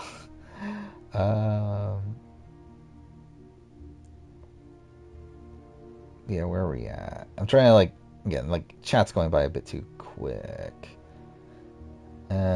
Just like Kelly is a very good Survivor player who got voted out. In that sense, she's not special. She just joins a long list of great players who didn't win. Not winning has no bearing on how well you played the game. Yeah. Which I think that's kind of like a conflicting message there. Imagine Rob says yes, they cut him. I mean, that'll be so funny. Like, that'll be like the first time ever for Boston Rob that he says yes, and they're like, no, we don't want you. Is it Kegger's turn? Oh, yeah, it is Kegger's turn.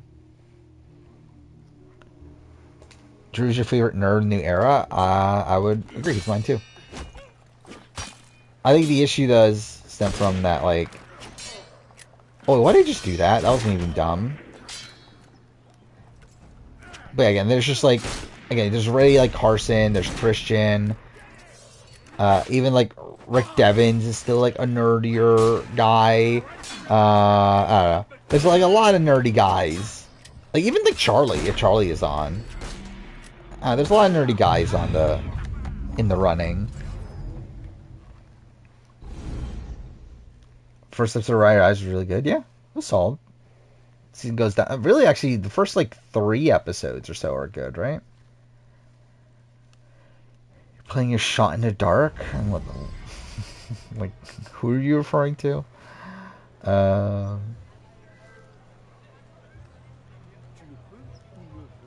Tori should be removed from the challenge for sexual harassing Derek on Final Reckoning by slapping his ass.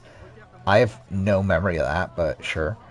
So everything needs to have Jelinski on. I mean, I do wonder how much Jeff will be like, out. Well, like, how much will Zelensky be referenced from this point on? I feel like probably not at all, if I were to guess. Going Sarah Wade? Well, there we go.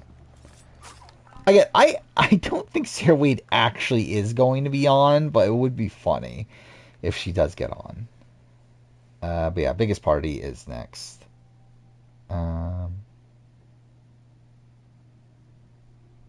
Oh, you thought stream cut out? Oh, from my end, it seems to be fine. Yeah, we'll see where we're at after 4. We'll see if we're, like, scraping the bottom of the barrel by that point. And we'll see where we're at, time-wise, too.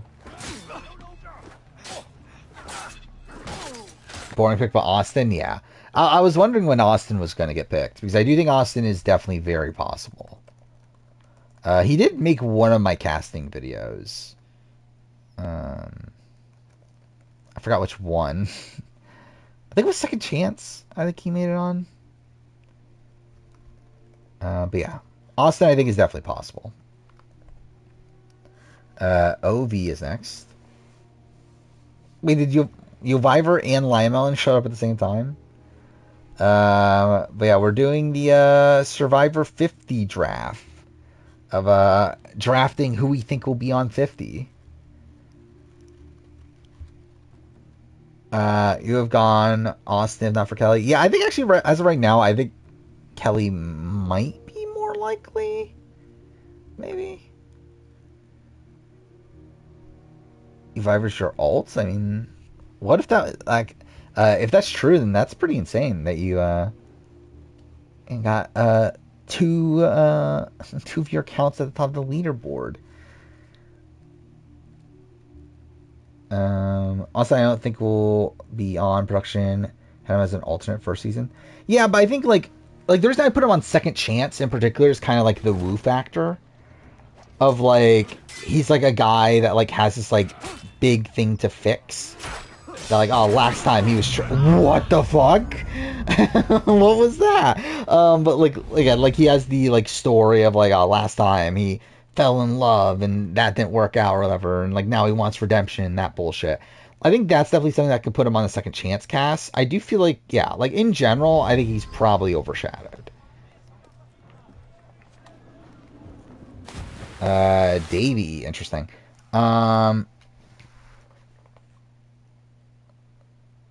Let's see. So, yeah, Davey, I would love to see Davey on. I doubt it, though.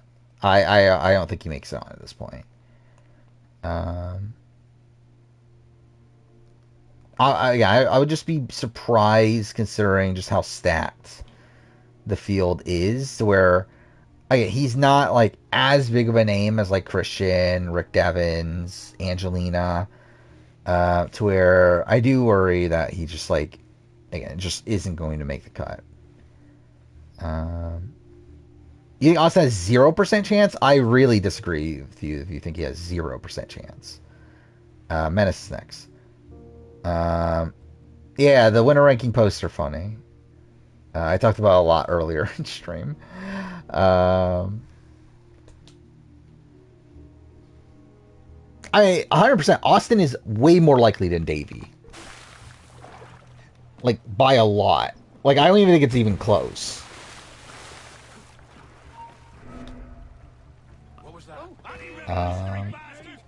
Like, I actually dare to say that I don't think Davey has much of a chance at all of being on 50.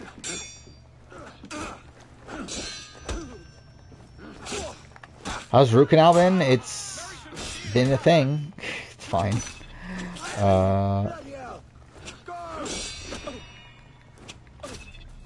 Like, I mean, your point of like, oh, Austin was an alternate, so they wouldn't want him. Davey was also an alternate. Like, Davey literally got to be called at the last second to fly in at the last second to go on the show.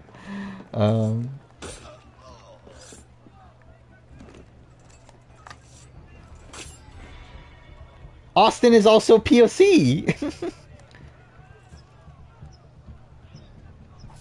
Like, Austin is Asian. What are you talking about? Like, if anything, they have way too many black people. To where, like, it's more rare for them to have an Asian person to cast on the All-Star season. Like, to me, that's actually the reason why I don't think Davey is on. I think they already have too many black people as All-Star candidates. So, like, there's not as many Asian people, where I think that's Austin's, like, saving grace.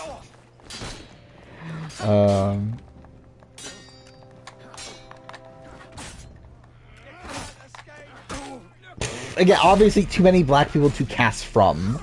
Not that they have too many black people on the show.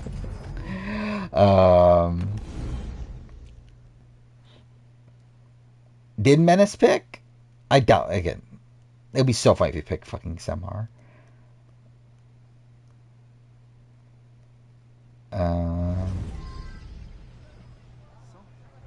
You're picking Anika? What's that even mean? Like, who are you talking about? This is where the racist allegations come from, obviously.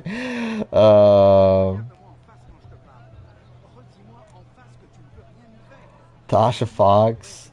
Anika for 47? Oh, I forgot there was even a fucking Anika on 47. Alright, well, let's look up her name. I'm trying to put first and last name. Watch her be like first boot. That'll be even funnier. Anika Dar. What an icon. Ace is next. Yeah, Tasha's definitely possible. I think she'll get the call. Remember her name? I mean, I probably will because I remember every Survivor player's name.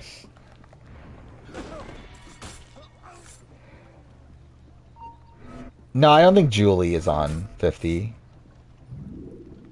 And again, even then, like, Drew and Austin are both, like, barely on, if they are on. Hell was that?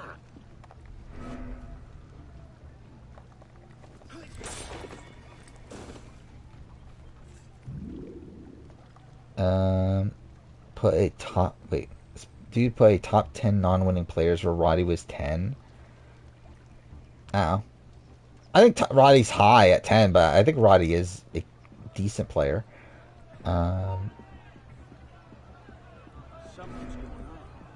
mean, it depends on her social media activity.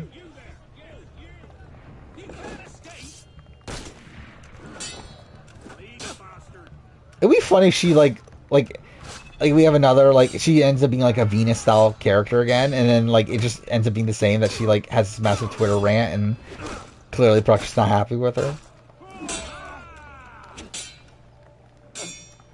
But Jeopardy fans already don't like Drew? That's funny. Kenzie, interesting. Kenzie, I will say, is 1,000,000,000% not on. Like, Kenzie does not want to be on, and also I don't even think production is looking at Kenzie for a return either.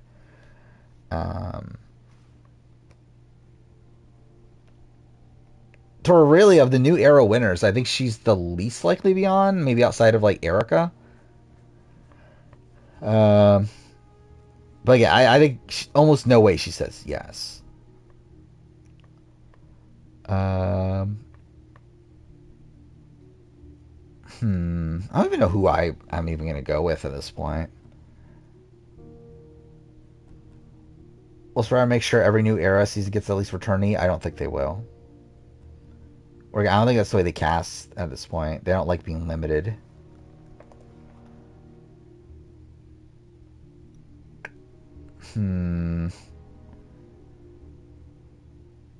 I actually think Gabler's more likely than Kenzie.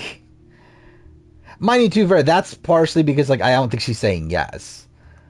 Or, like, I think Gabler for sure says yes. And again, they at least talk about Gabler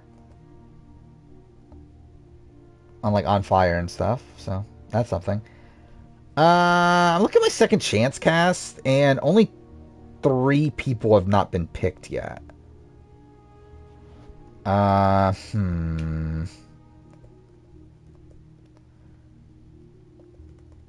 Let's see. Look at my Legends cast. Who did I put on my Legends cast? Yeah, there's a good chunk of my Legends cast that haven't been picked yet. And then, what was the other cast I made? Heroes vs. Villains.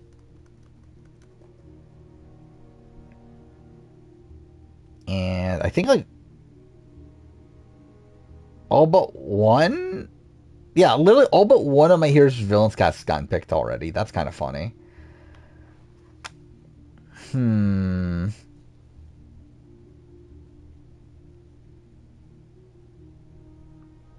Yeah, I think Kenzie's least likely just because she doesn't want to, but even if she did, I think she's probably around where Gabler is. I would not say most likely is D. I would say most likely is Marianne, then Jam Jam, then D, actually. I think D's the least likely of that top three. But I think all three of them are very likely.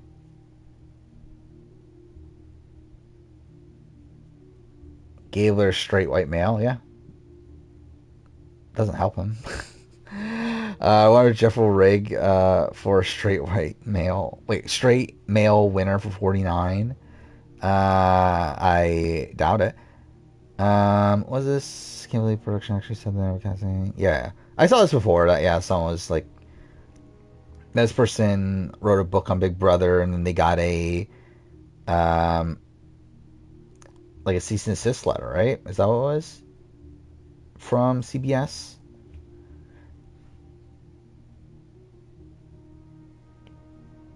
Maggie Stan attacking you on Twitter or on Reddit after said her social game is shit. I mean, you're not wrong. I don't know. Who should I pick here? I mean, I don't know who should I pick here. Like, should I go legend, like a legendary figure? Or should I go a second chance sort of player?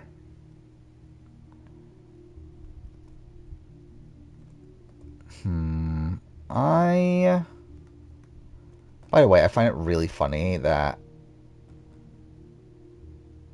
Oh, wait, no, I'm wrong. Never mind. I thought I had Q on my Legends cast. I was like, wait, what? But no, I don't. Never mind.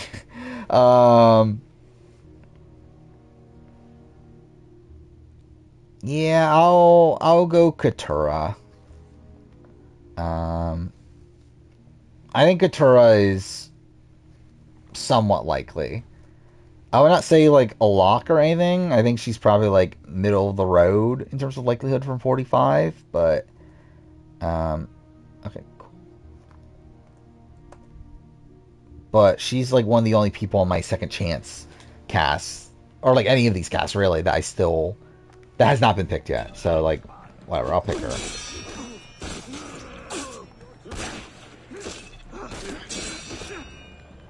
But yeah, I think Jeff very much likes Katura. Okay, what is happening in the game?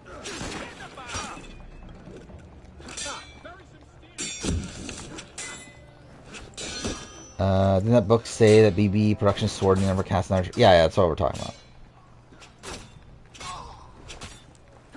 Which, yeah, really bad luck if that's the case. If that is true. Obviously, I don't think they were happy with how Audrey played out.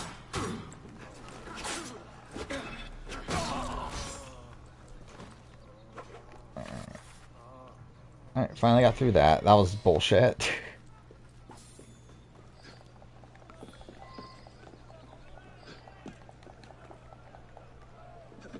How long did it take for me to make these casting videos?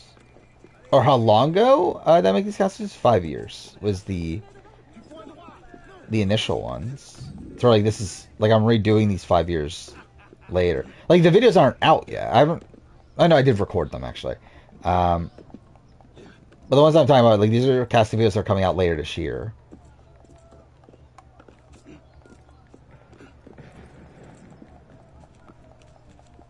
Maggie's overrated in the Superman community. I would agree.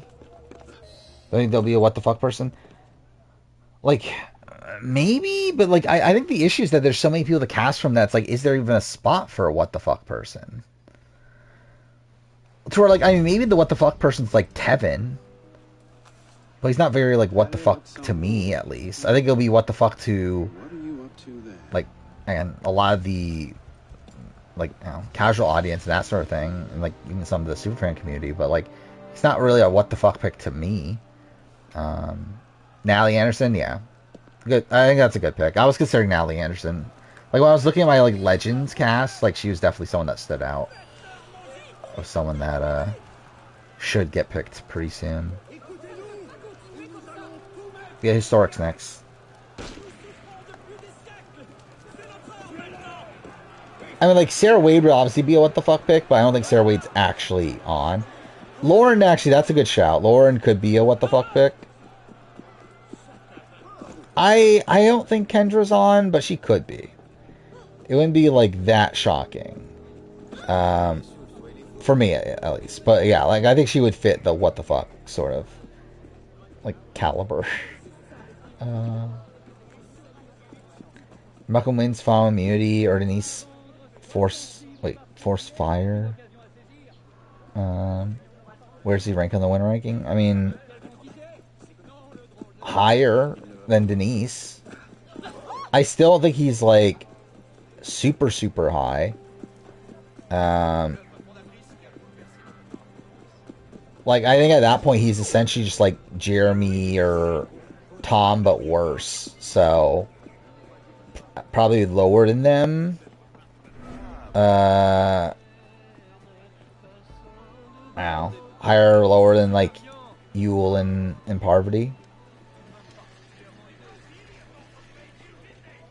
Do I still have Maggie 3 on my winner ranking? I don't believe so. But I also genuinely don't remember. I mean, I know for sure she's not 3, but like I don't know if she's like 4. Considering obviously there's more people now. How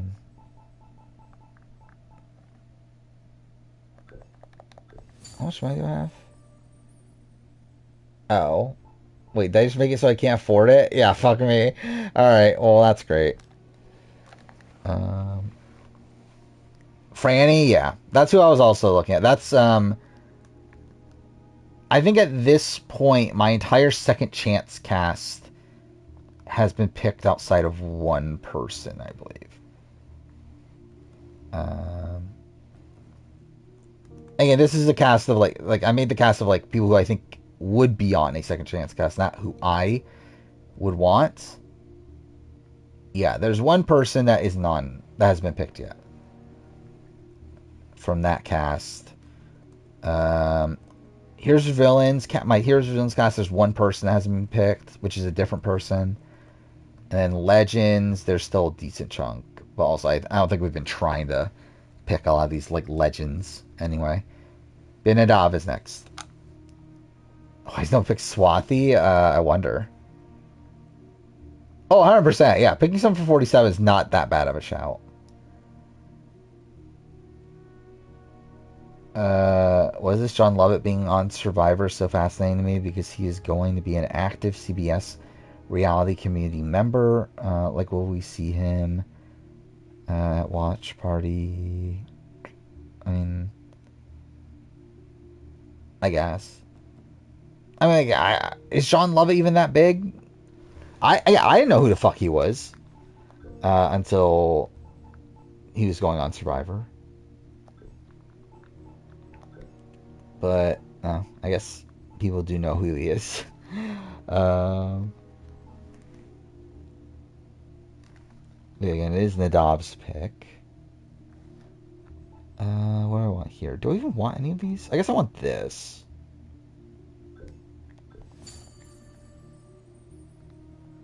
What are the seasons of the players that haven't been picked for my second? So, Here's Villains is 43.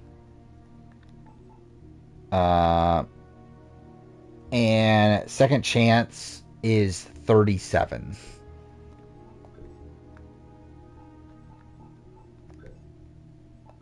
To which, I don't think those are hard to find out who those people are. And again, Legends, there's a lot, and they're really just all over the board.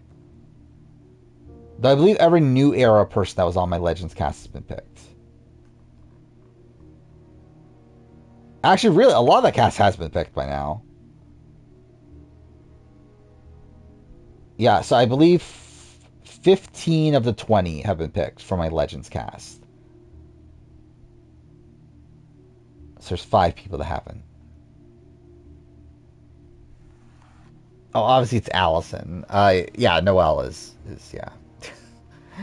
I mean, like, really, if there's a heroes versus villains cast and like Noelle isn't there, that's pretty insulting, I feel like.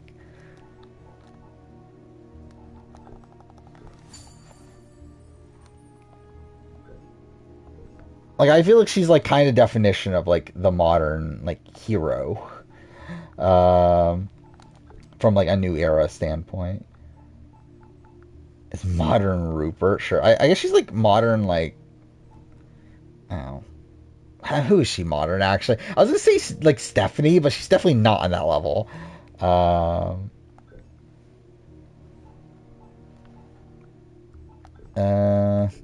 want a better weapon here. Oh, wait, I have no money. I'm an idiot. Okay, I was not paying attention. You're alive? Well, thank God. Yeah, it is your pick.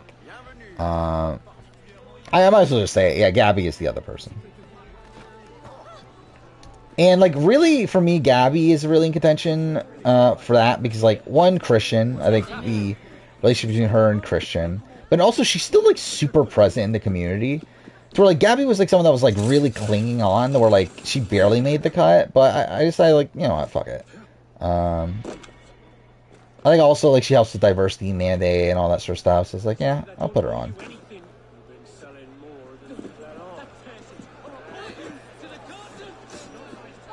There are new era people on the Legends cast. Literally a third of the cast is new era people.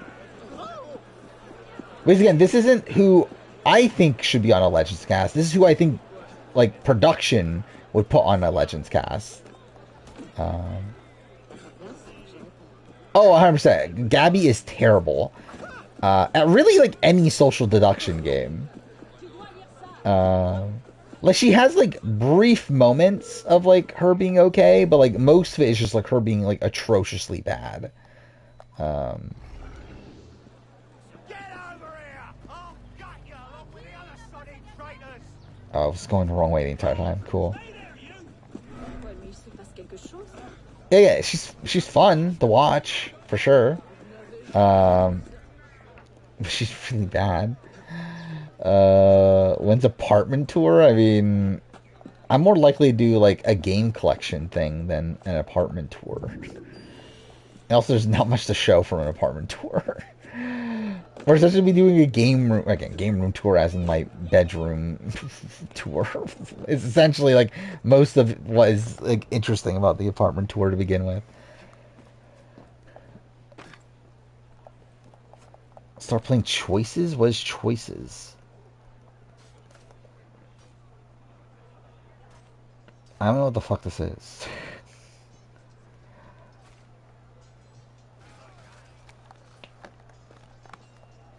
I mean, like, since they're like, I'll just like mention it. Like, so the people I put in Legends for New Era,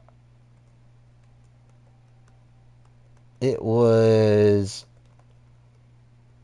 Jonathan, Marianne, Jesse, Carolyn, Jam Jam D is who I put on for a Legends cast. To where, like, D, Jam Jam, Marianne are all winners. I don't think there's that much, like, you know, there shouldn't be that much backlash there. Carolyn, I think, is the biggest name in the New Era. I think she is, like, again, a legendary figure already. To where I personally would be that upset at Carolyn being on a Legends cast. Again, Jesse, I think, like, was big at the time. I think time's gone to where, like, I don't know if he really holds that legendary status right now, but again, played a really good game and like made for, I don't know, was like the biggest like presence on that season. So, whatever. Jonathan's the one I'm like, but like also I think they would talk about him as like, oh, the biggest challenge beast in Survivor history or some bullshit like that.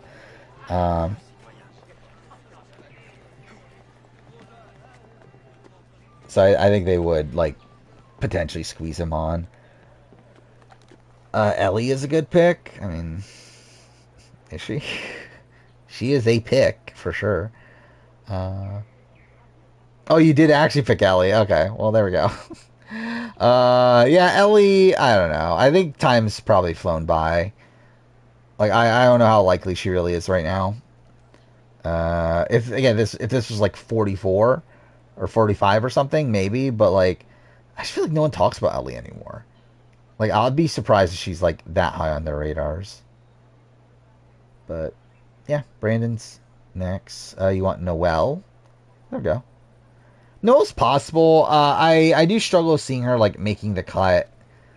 Like, if it's just a general returnee season, though, I just feel like there's just so many people that's like really picking Noelle of all these people. But I don't know. Reality Fan has 2 picks. This might be the final round. We'll see. I will say this third round took way too long to where. Yeah, I don't know. We'll just see where we're at after this.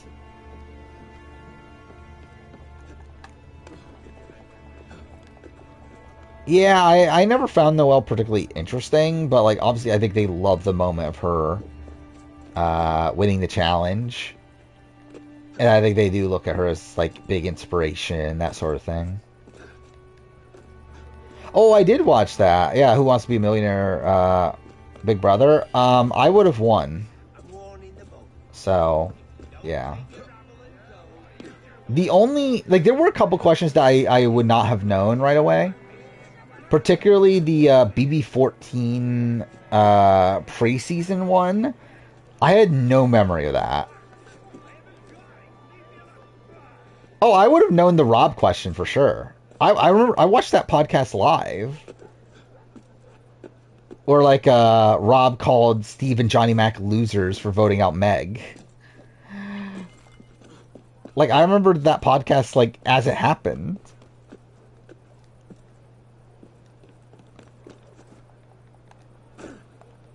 I will say the question itself though was bad because like it was a double eviction.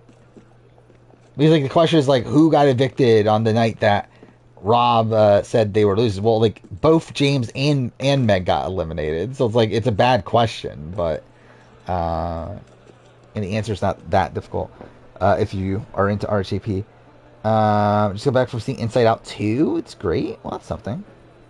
I didn't even know it came out, to be honest. Like I knew it was coming out somewhat soon. I didn't know if it was already out. Oh, I knew the BB2 one. Because again, like the entire like preseason stuff for BB2 was like, oh, it's gonna be the sexiest season ever. There's gonna be people hooking up and all that sort of stuff.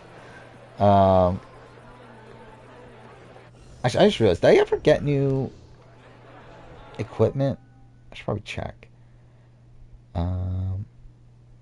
I mean, Rob is still very critical of people on Big Brother. I feel like he isn't on Survivor, obviously, because he's trying to still maintain relationships with these people. And also still, like, maintain relationships with CBS and everything. But, yeah, I feel like, with Big Brother, I feel like he just doesn't give a shit.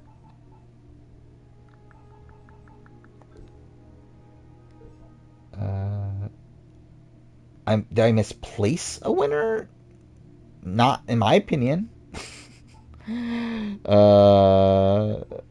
many other people's opinions. Did Rob have a reaction to the Jag? I think he just thought Jag's win was fine. Because I don't think he gives a shit. Like with Big Brother and Rob, I think he just like roots for whatever's the most entertaining and doesn't really give a shit about the game. So again, 100%. That's essentially the case of the Meg vote. Again, the Meg vote was the correct call from Steve and Johnny Mac. Yeah, he's calling them idiots because it's boring TV for that to happen.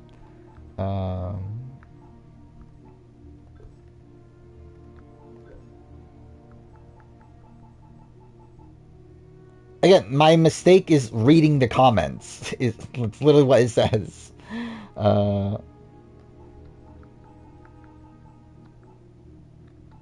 Okay, I guess there's like nothing new. By the way, I missed your picks. All right, so Ty and Lauren Harp, those are pretty good. Again, Tai Trang definitely in the running for one of these like older school players, these old era players, especially of these that have played multiple times. I think Ty is definitely in the running. Then Lauren Hart, yeah, could definitely be a dark horse. Definitely could make it on. They do like her, so that's something. Give you Asia, all right.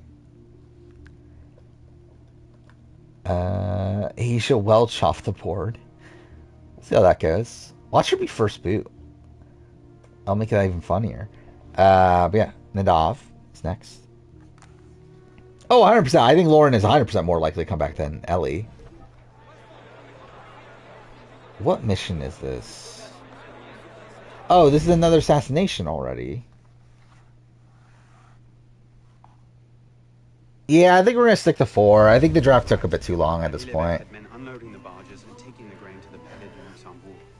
And also, I think just naturally, it's like having 60 people being picked. I think just kind of makes sense, too.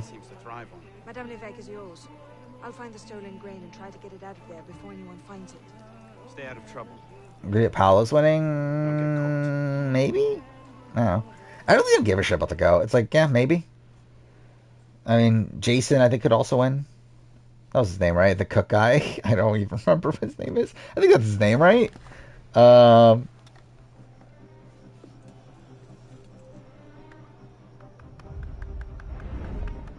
I'm an icon and father and mother, sure. Someone help me!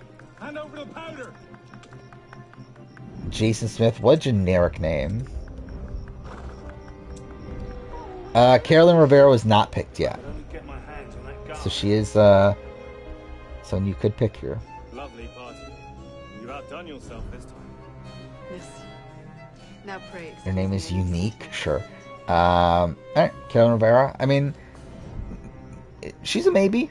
I mean, Jeff did say next fraternity season you're going to be on, so again, probably won't actually happen, but it's not impossible. Let's see where I find this interview, by the way.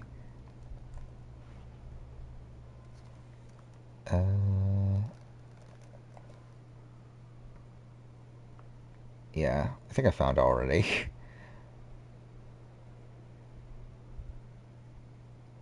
Where is it? Alright, Probst believes the pain of not being selected will ultimately be Carolyn's gain. She's going to hate hearing this. She's going to hate hearing that we didn't have 100%. And I'm not going to say who was on which side, but she was in the running. Which is good for Carolyn because it means that we will get her back out there again. And typically people who get passed over and finally end up coming back always say the same thing. I'm so glad it was this season because the season I wanted to actually be on wouldn't have worked out for me. And I hope that's what Carolyn says because I think she'll fully be back.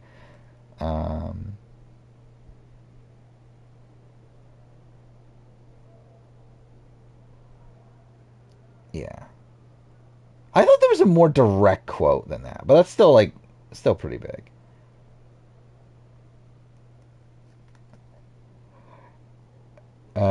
Historic pick Malcolm? Is that what happened? I did finish Quebec, which played out exactly as I expected it to.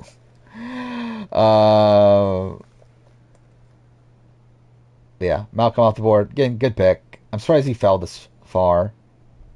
But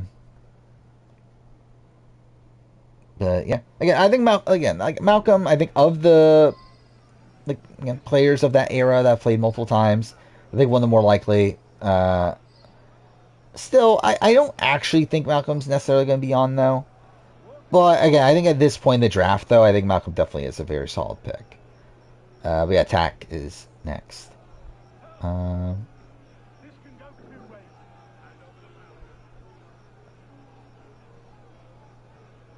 Pick. Okay, we're actually going 40. We're just consistently picking 47 people now. Will Bowie Jane be on next fraternity season? Yes, obviously. I'm sure they're very happy with Bowie Jane. Alright, so I think I'll take from my Legends cast then. I might as well. I don't know who to go with, though. I have 3 people, I believe, that have not been picked yet. 4, actually, 4. I'm between 2 in particular. I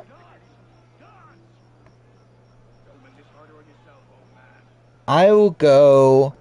I'll go with the one that I want to see back more, which is Coach. So yeah, I'll pick Coach. Ace next. Yeah, I think Coach is like probably in the running. I think we'll get the call. I don't know if he's actually on. I don't know if that's the direction they're necessarily going with casting, but I would love to see Coach there. I think it would be fun. Bowie Jean's one of your favorite characters of B25. I think there's some fun stuff from Bowie Jean. Danny 41. I mean, okay. I think Danny 41 might be one of the least likely people to be on, especially if like post mergers. But anyway, Mess next. Why is no one picked Justine? I wonder.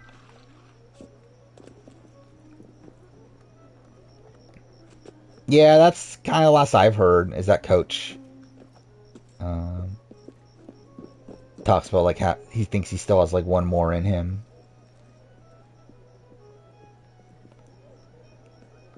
Yeah. So I know Prettium made that a cast, but like, what was the context around the cast? Was it who he thinks will be cast, or is it who he wants to be cast? Because I think that's very different. Because again, I would want Venus. And who's the other person? Kenzie? I don't even know if Kenzie would be on my list. But anyway, I would want Venus at least to be on my New Era All-Star season. But like, I don't think she actually will be, though. Oh, he's delusional then, if he thinks Venus is a lock. But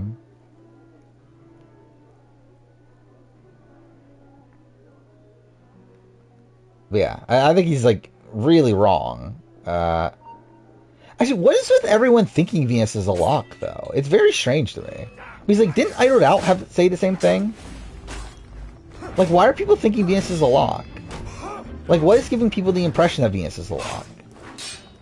Like, Venus just screams out as the type of person that production does not like.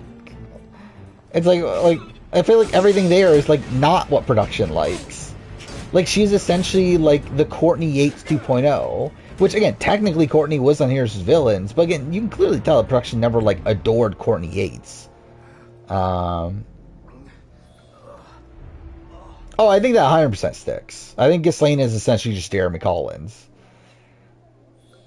In terms of, like, the quality of winning game, at least.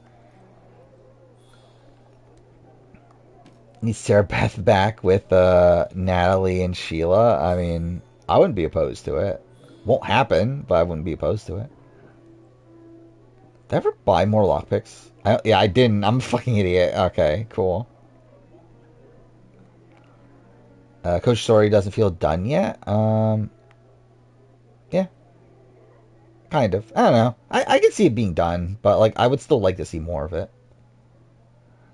When Josh Martinez wins BB30 and becomes a 2-time winner, I mean, then we live in the best world possible then. Something's not right. Yeah, we could probably do that next stream. Of AU versus the world.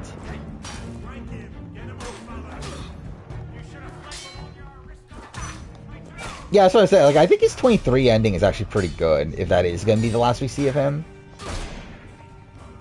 But also, it's like, I wouldn't be opposed to seeing him again. Like, I think he's, like, such a great character that I think seeing him back, especially now, like, after it's been, like, over half the series ago since he last played, I think that would be fun. Okay, cool. I think Cassandra is, like, a decent runner-up. Like, she's pretty good. I think the issue is that she was never given the opportunity to make a move. But also, I think her relying on just making a move at 5 with an idol is pretty bad. Oh, fuck me. I have to start from the very beginning. Oh, see you later, Ace.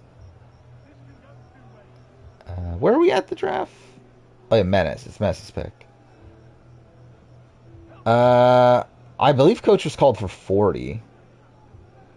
Actually, Coach was called for Blood vs. Water, right? But yeah, everyone was called for Blood vs. Water, so that doesn't really matter. I'm not sure about Game Changers, though.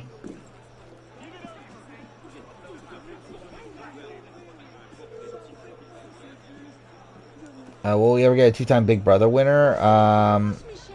Probably not, just because like I don't think they bring back winners enough. Need Pete from Philippines. I think Pete might be one of those. Does Jeff remember his name at this point? Oh, you picked Erica? Did I miss that? Okay, yeah, sure. Casupian. Let's see if I spelt it right. I actually did. That's a miracle. Obi is next. For how terrible player Jean is? Yeah. I really want to rewatch SA Philippines.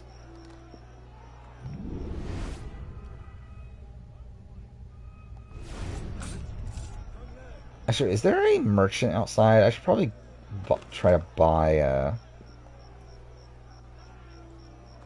like picks. But whatever. John Lovett. Okay. I don't think Pete's not coming back, and I don't think Jeffrey remembers Pete's name.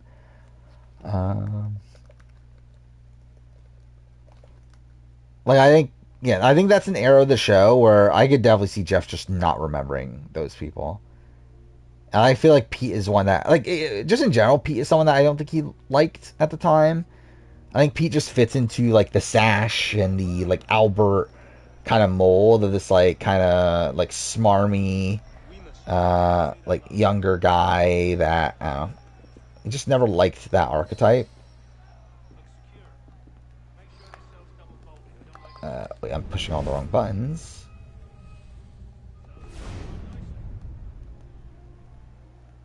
I wonder if Jeff remembers Matt Quinlan. Probably not, right? I think he's more likely to remember Pete than John. Okay, cool. I was going to say John Lovett because I just saw John Lovett's name there.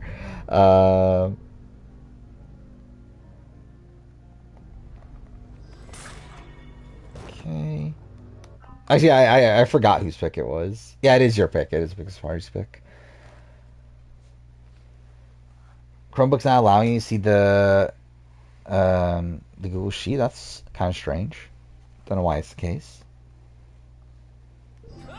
Yeah, we talked about that, right? Like, because I think we were like scrolling. Didn't we like look something up about Sandy, and then like in her Wikipedia page it mentioned that she was married to Matt Quinlan, and it was like, wait, what the fuck? Or maybe it was the opposite. Maybe we were looking up Matt Quinlan, and that came up. Either way, like, came up somehow. Bruce, yeah. Again, Bruce is definitely possible. Like Jeff did say that we would love to have Bruce back, so yeah, he's definitely a probable returnee. Or not probable, potential. Anyway, look, there's a chance. I don't think he actually makes the cut, but there's at least a chance. Yeah, Kegger is next.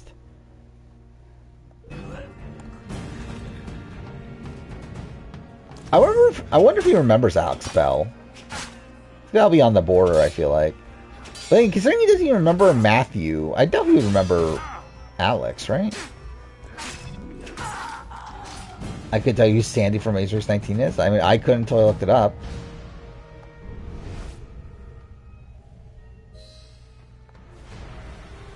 Okay. Mesdames et messieurs, I would like to thank you all for coming. Alright, surprised that worked. Funny that Get In, Get Out show went full challenge. Got some from Bachelor Grease. I didn't even pick up on that. But someone that was from Bachelor Grease.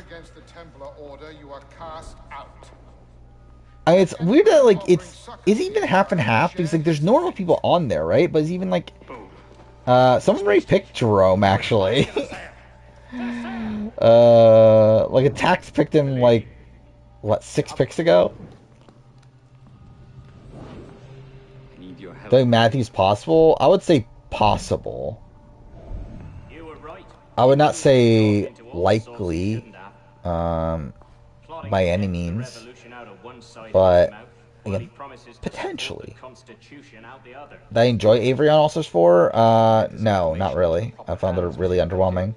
Of course, Grandmaster. What was Gumball's video? The king's conviction is certain.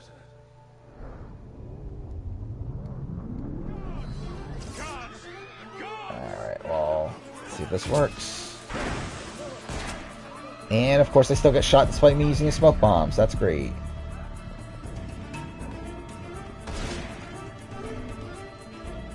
See if I can find my way out. Oh. Okay. Well, that was way easier than I thought it would. That actually went, like, super smooth. No, game, please. You want Genie back? As everyone does. Even Jeff. Jeff is just dying to have Genie play Survivor again.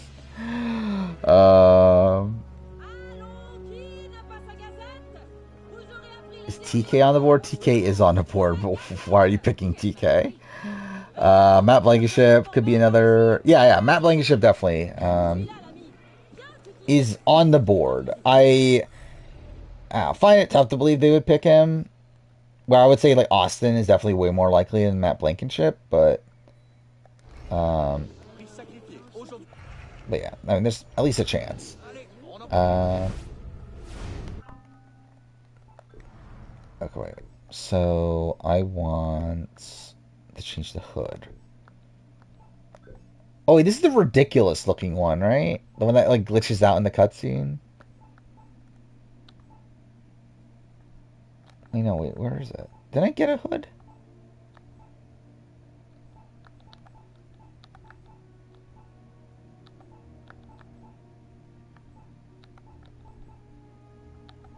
Wait, which one is it?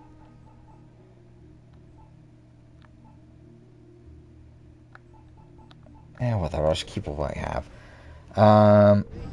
Andre seems like the archetype that Jeff hates. Yeah, like, Andre feels like the Bob, right? Or like a Gabler. Or it's like a type of person that just, like, would not give him, like, the answer he wants. TK gives Q and Devon's vibes. Does he? How? But anyway, whatever. I guess you're picking TK.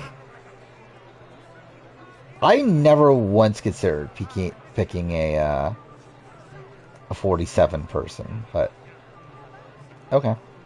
Ray Ranger is next.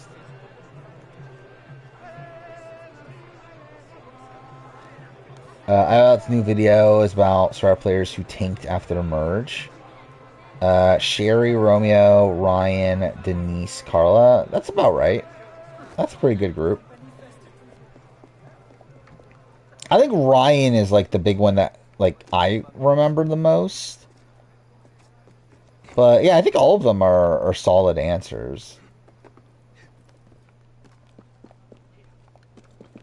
If they go far back, want to see Legends could see Jerry and Colby. I mean, maybe.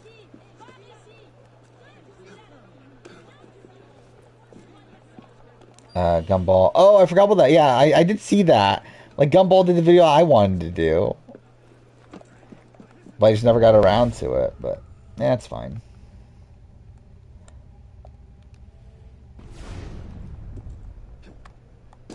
How's Kim unlikable? What are we talking about?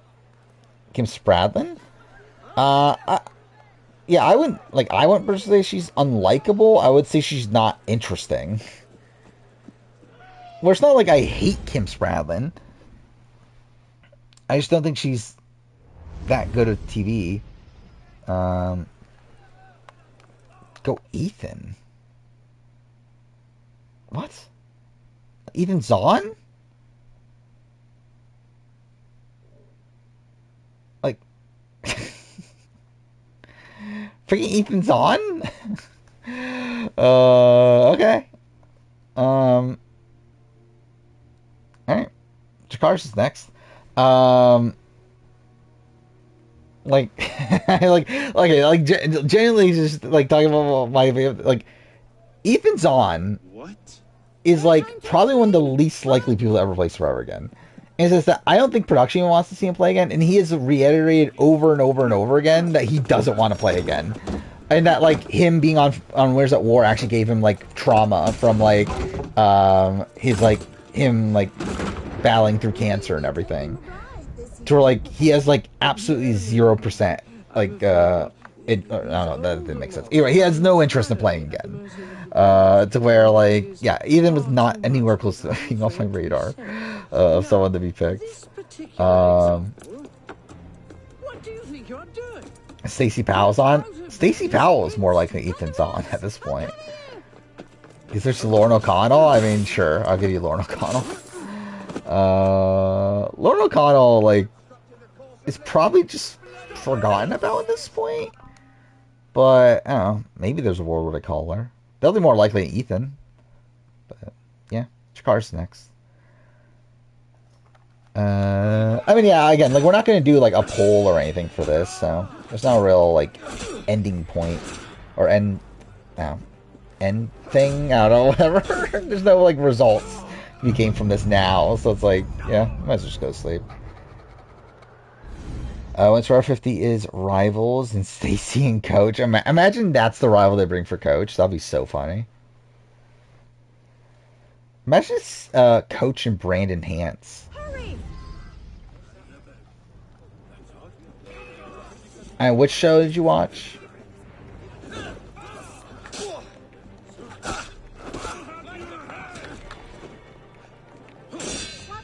I wouldn't be opposed to that as another, like, Rivals, like, casting theme for Big Brother or whatever. Or even Survivor would be kind of interesting. Having, like, real life rivals. But obviously Survivor's never doing that. Careful. Good. Is the Sidemen show? I watched the first, like, 30 minutes of the Sidemen show. But I never went back to it. The episodes are way too fucking long, I will say. But I wouldn't be opposed to watching more. Just one more.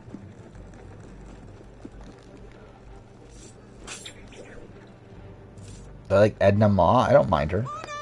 I'll come to you. She's not like my favorite Survivor player by any means, but she's fine. I talked about it earlier, the AW17, which, yeah, I'm excited for it. Excite's probably too, like, I don't know.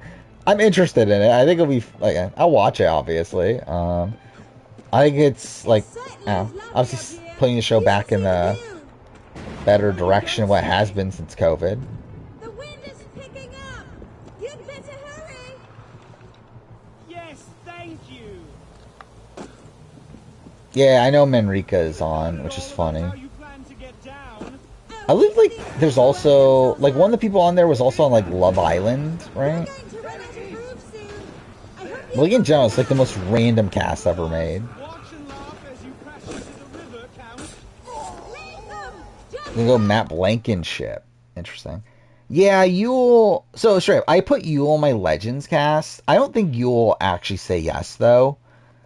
Where, like, Yule gave this, like, very, like, finicky answer after Winners at War of, like, he was like, well, like, I feel like there was more I could have shown, but also it's like, I don't know why I would go out there unless it's for charity, and it's like, I don't know, it was kind of, like, very, like, it was, like, kind of a no, but also, like, him implying that he would actually want to play again, just like he doesn't think it's worth it. So it's like, I don't know. I would say he more than likely says no, but you never know.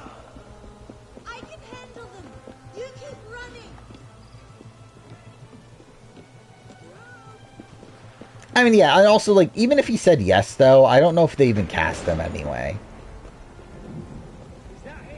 So, yeah, I think in general, I think that's probably a decent call to not pick Yule. Yeah, this is the final round. But yeah, Julian is... Yeah, you're next. Yeah, I would have been open to doing another round, but I just feel like, again, this took a bit too long. I think we just end it. And, like, people have already left anyway. So, yeah, we'll just end after this. Yule should 100% be on Traders, though. 100%. Like, that'll be fun.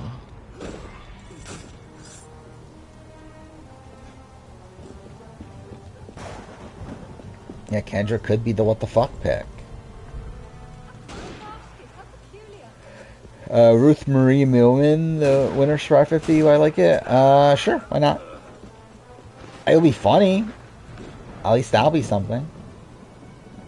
It'll be funny having her in the conversation. Is she the best new era player?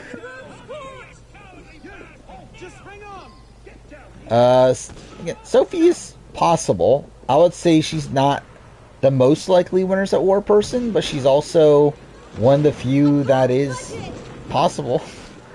A semifinalist on Canada's Got Talent followed you. That's really random. Liz Wilcox. What I find funny is that I feel like I listen to Liz's podcast on RTP. Liz herself doesn't even think she'll be called back. Again, you never know. She did say she would play again, though, which again I expected anyway. I'm alright. The gamer, you have the final pick of the draft. What if these rivals? I mean, that'd be cool.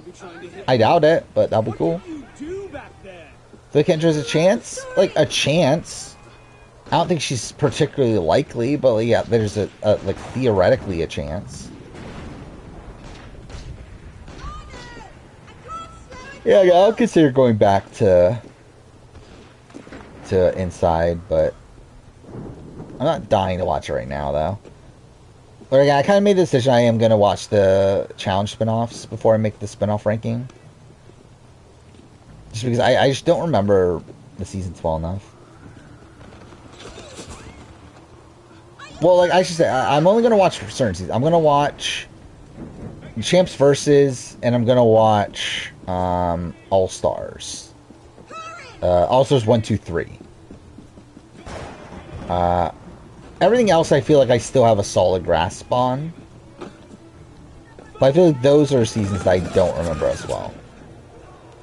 Kendra's Carolyn's alternate. I mean, I feel like there's probably other people that are alternates for Carolyn before that. But yeah.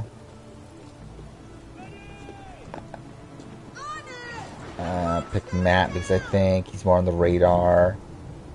Yeah. And I think with Matt, there's the potential of them wanting Matt and Franny.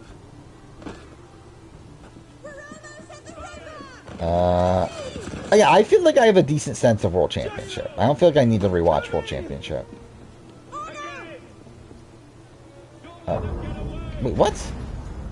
Okay, well that's great. Worst spin-off? I mean, it's a Spring Break Challenge if we're including that.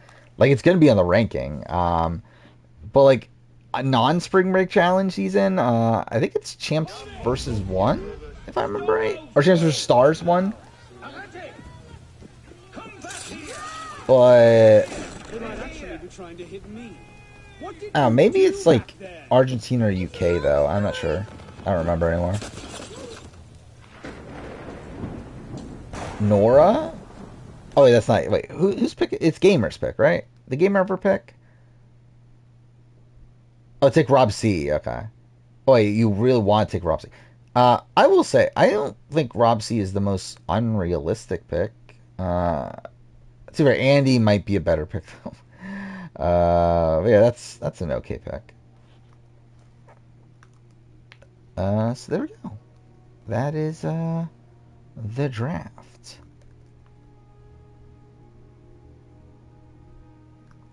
So again, we drafted 60 people. It'll be funny if someone here, like if there's people that played before 47 at least, or played before 46, that didn't make our draft, that makes the cut. Too bad, there definitely might be, right? Because we didn't really go for a lot of the, like, big legends of the game. Actually, let's look at this. So I believe, again, all my second chance casts got picked. All my Heroes and Villains casts got picked. So for my Legends cast, Jerry is on there. Jerry didn't get picked. Michaela. Yeah, Michaela's a good one too that didn't get picked. Stephanie LaGrossa didn't get picked, which I think is a pretty big one. I believe that's it. Oh, no, Yule. I got Yule. But again, I'm not even feeling that great about Yule, realistically. I want to see who made my Jeff Probst Dreamcast.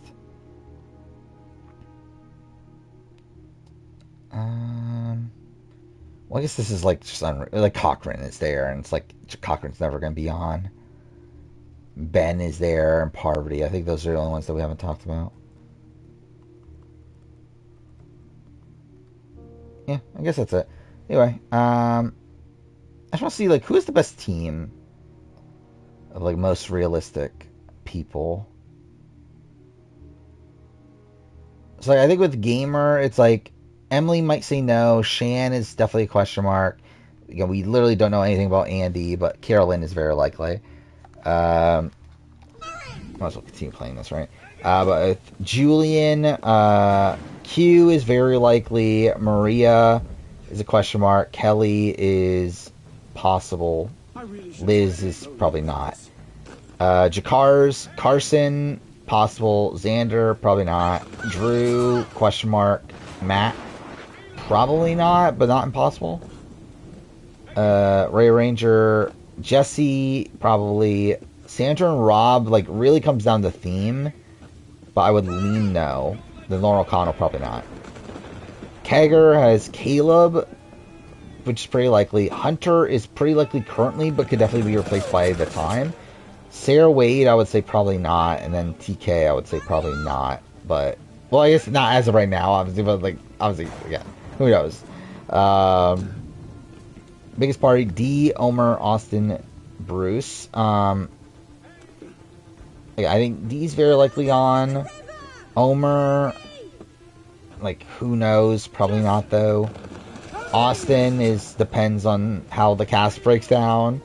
And Bruce, I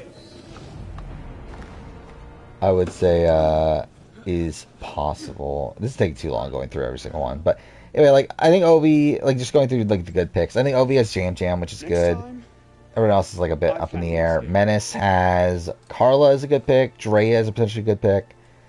Who the fuck is Anika? And then Erica probably no. Ace is just, yeah, that's a team. I got Marianne's a lock. Earl I think is pretty likely depending on the theme. Katura is possible. Coach is possible depending on the theme. Attack has Rick Devens, Cody, Natalie, Jerome. I mean, that's decent-ish. Historicus, Christian, Tiffany, Franny, Malcolm. That's actually somewhat grounded. Nadav has Suri, Angelina, Ellie, Carolyn. I feel like first two picks are decent. Brandon has Elaine, Tevin, Noel, Asia Welch. That's a team. I think I'm talking over fucking Elise and Arno kissing. Thank God. You took too long. Reality TV Fan actually has a pretty good team. Jonathan, Derek, Ty, Lauren Harp. I think all those are definitely possible. Fuck you, BLM. Well, sure.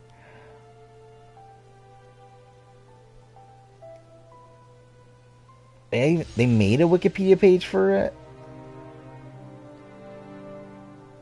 It's just weird they even made a Wikipedia page for it.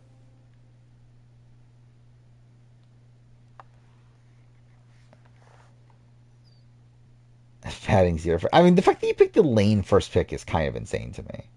Like, if Elaine was like round 2, round 3, I'm like, okay, yeah. But round 1, oh my god, dude. Fucking, again, this game's so broken.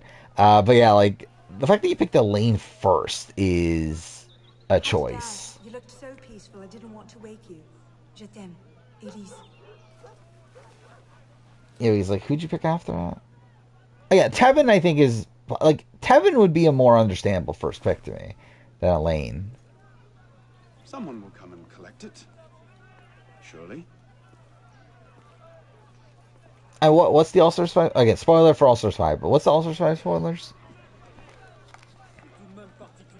He's like, I know, like, the recent news that we got was, like, was that Beth and John A. lost to, Sorry about all this noise. who was Adam and Steve, right? It's not looking good. Oh, I've heard about that, but, like, I don't think that, like, from what I've seen, it hasn't come from a reliable source, right? But yeah, there was, like, a rumor that she got in a fight with Nani.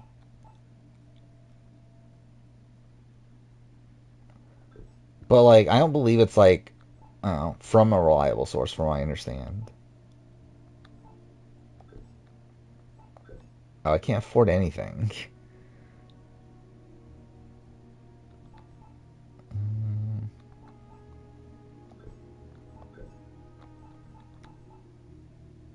I'll buy that eventually.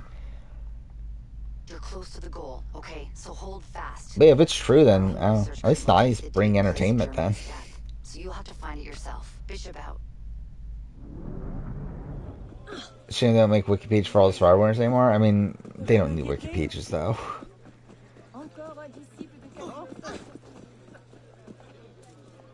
Like, I'm surprised they even did at the time. I think Brad Reese is not going to be on 50.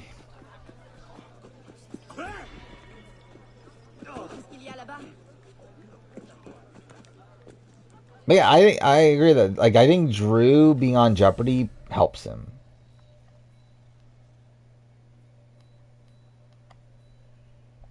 I still think it's going to be this, like, end-all be-all for him, though, that, like, now that he's on Jeopardy, like, he's going to be super high on production's radars, but yeah, I do think it helps him. Game, fucking drop, please.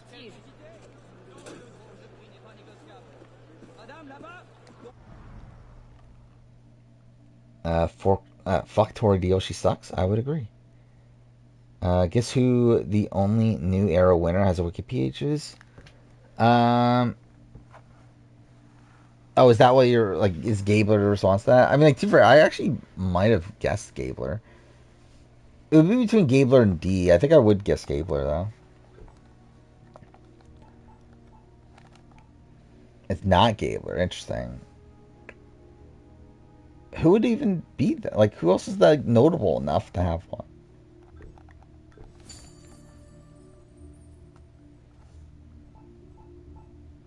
How is it? Is it like Erica? Is it because, like, she was, like, one of the last before they... It's Mary Ann. Okay. Like, why? Like, what's in her Wikipedia page? My guess would have been, at that point, like, would it be Mary Ann just because she's, like, the last one? Like, she would be, like, the last one they made a wiki page for?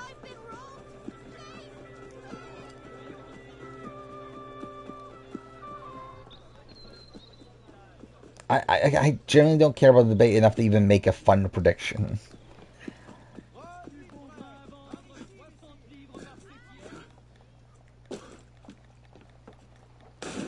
Anthony brought Camilla All-Stars 5. I truly believe Leroy would have quit. Maybe. Probably. Don't know for sure, though. Why am I even running there? Again, this map sucks, dude. Do I not have a fast travel? Please, let me select it. Thank you. Mary Ann is known for being the winner. Second black winner, following Vesepia. Okay. I mean, like, why that need a Wikipedia page, though?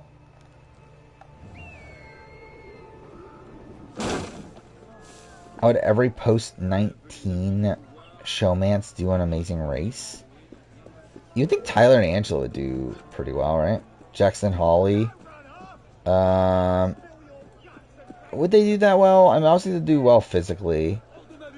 I don't know how they would do travel-wise. Uh,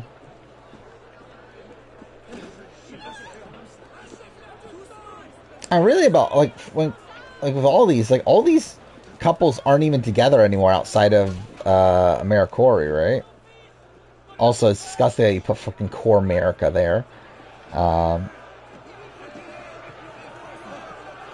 She took anti-racism courses, thank God. The whole map doesn't suck for Seth Reload. I mean, you know, I'll be playing that in like 2 months or something.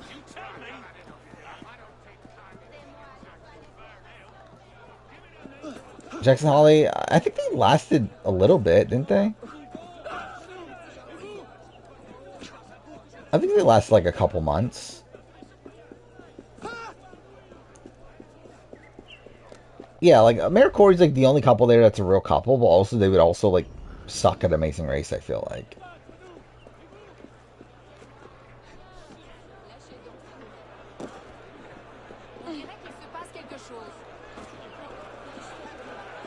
Oh, I could definitely see that. Jackson being like pissed off at the locals. What if Jackson Holly's like the next coming, like would have been the next coming of Colin Christie? That would have been funny. Just intentional. Laurel best female challenge competitor. I mean, to me it's like she was already that, right?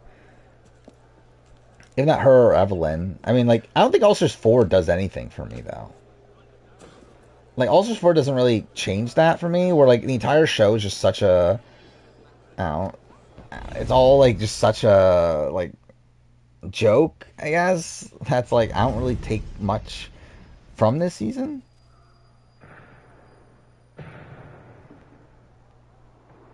Or it's like her final win isn't, like, overly impressive. I think she's, like, shown herself to obviously be good, like, socially now. So that's something. Might have some insight.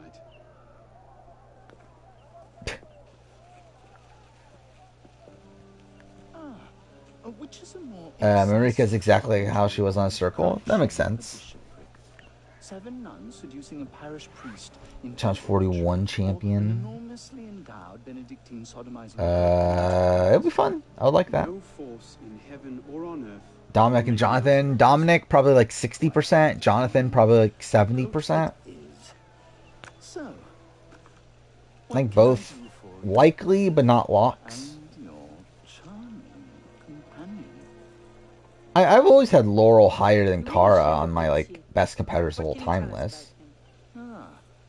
Dear Louis, he went from abolishing the death penalty to calling for the king's... Oh, we talked about that a while ago. Where can we find the Eric Jamie stuff. I'm afraid I don't often socialize with my fellow deputies. Something about my distaste for the... Actually, wait, you're talking about Eric Reichenbach? Or are you talking about Eric China? Le Pelletier. Well, I believe he often takes meals at a certain cafe near the Palais Royal. I believe you can find him there. Because I'm pretty sure you're meaning... Yeah, you're definitely meaning Eric I hope I'm mistaken. Huffman, right? No, you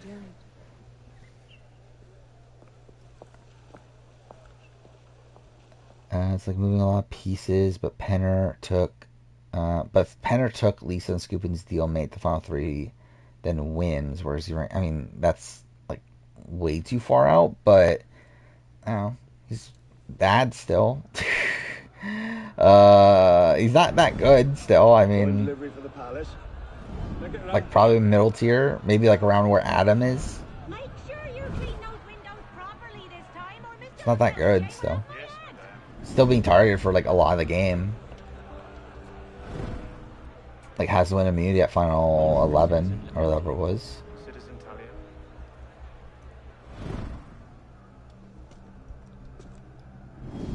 After a game draft, you got primal urge to play more bully and played for 5 hours. Well, that's something.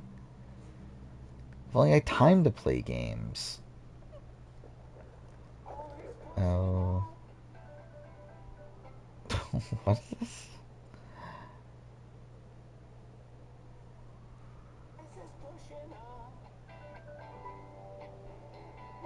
Wait, so he's just like, Wes is just doing push-ups for some reason?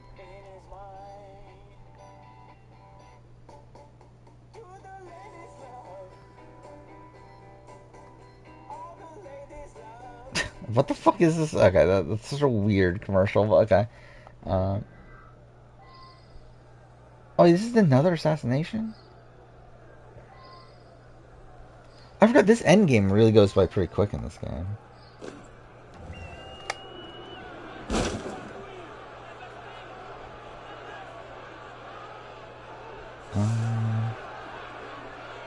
Lowest of limb wins this that season weren't impressive. We're talking about free agents. I don't fault Laura only being naughty by 8 minutes because. Oh yeah, so you're all talking about free agents. Yeah, I think her free agents win is solid. Like it's a yeah. It's like yeah, she does beat like one of her elimination wins against like Jasmine, right? So like that's not overly impressive. And it was like bowls in, right? And yeah, she like beats Kara, but like Kara has like an injured arm or injured hand.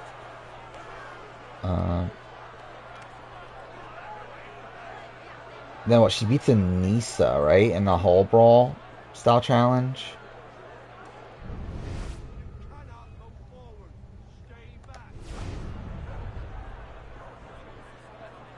But still, like I feel like Laurel still is like someone I would like. At least Laurel in her prime, I think, is like someone I would have like a good chunk of faith in.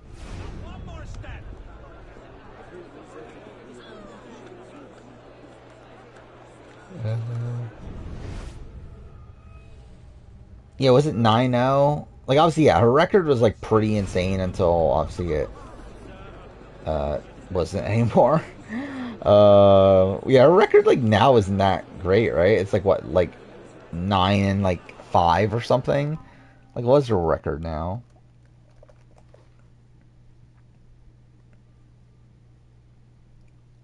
Let's see. 10-3. Okay, actually, that's still pretty good. 10-3 is still decent. I forgot she did win one in Ride or Die, didn't she? I see the biggest party. I see you in 5 minutes.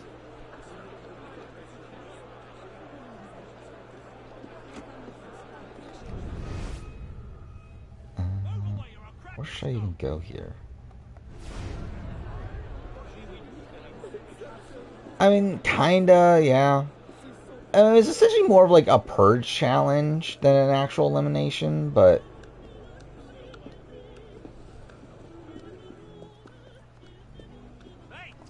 so I think it's like more. It resembles a daily more than it does a elimination.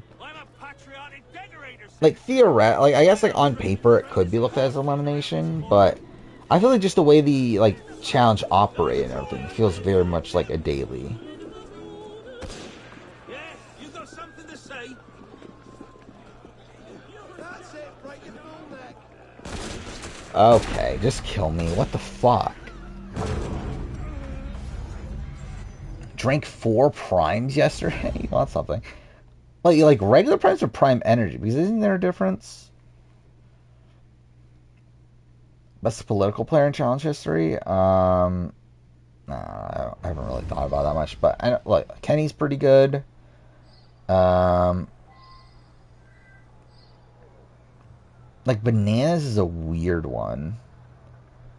There are energy drinks. Like, isn't that like way above the what the daily limit's supposed to be? Like how much? Like because I assume there's like what 200 milligrams probably in prime energy drinks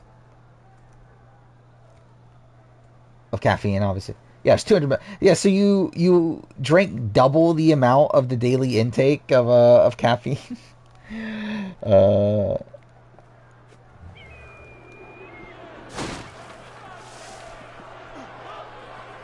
Why is Chauncey such a massive target on 39?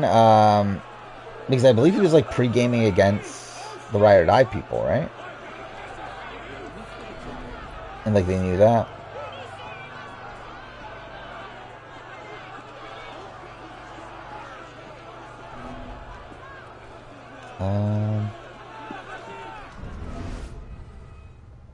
How should I play this?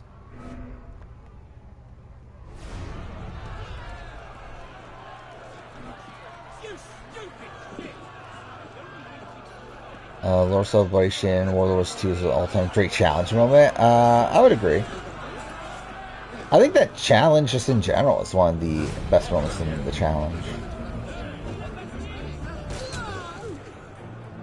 And that's like the moment that like really made me think, oh my god, World Wars 2 is like really a great season.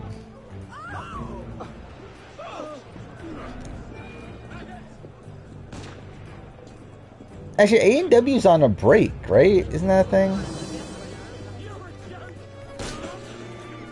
Because there was an episode last week, right? And is there not one this week either because of like because of Olympic trials or something? Which is like such a shit way they're airing the season. Like it feels like very BB Can like, and then like it's like them sabotaging their own show. Okay, this is a disaster.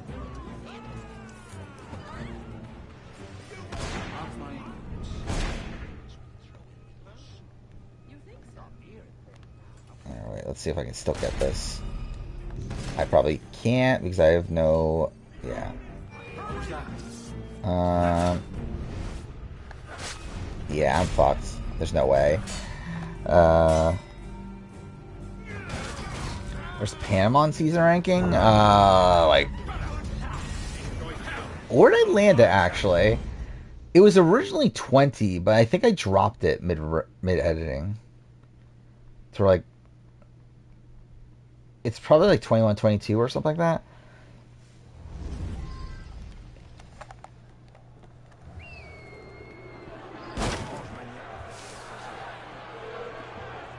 Well, I remember initially it was, yes, I think it's 21 then, right?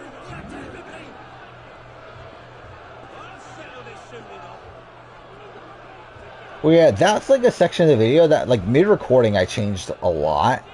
Like, really from, I'm trying to think, where did it start? So, like, I guess where the new era seasons are. So, like, where 46, like, 41 and 46 are, up until where, not Palau, up until where Guatemala is. Like, that's a section of the video that, like, changed, like, a lot mid-recording. Or mid-editing, fuck me.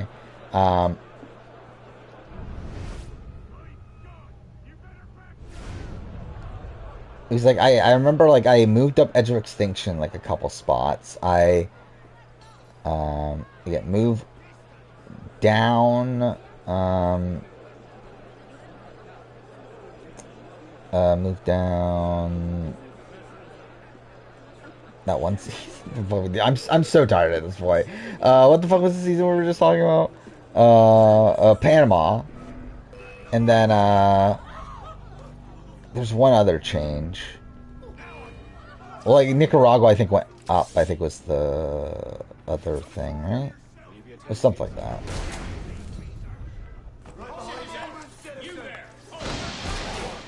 Okay.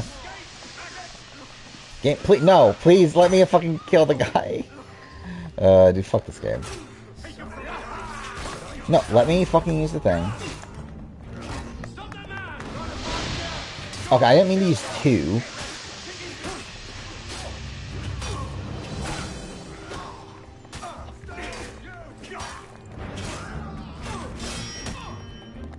Go sleep, I'm tired. It probably wouldn't work anyway.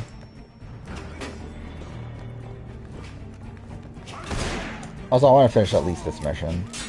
We might transition to The Last of Us after this, though. Okay, I'm probably gonna die. Dude, I'm fucking pushing the thing to drop a bomb. Thank you. Wait, did the guy run away? Oh, I didn't even notice that. The guy fucking ran away.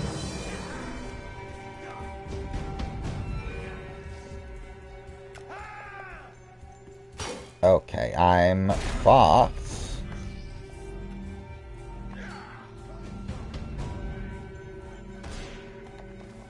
Oh. Okay, that looks so stupid. Jordan's partner was nigh on 38. I think there's a chance they won. And a traitor. Maybe. Like, obviously Naya is a better partner than Nisa. I don't know if it's enough, though. Because Naya is still, like, not the greatest challenge competitor. Especially for a final in particular. Citizen Nobility. So I don't think it would have been enough to win. At 360 for execution.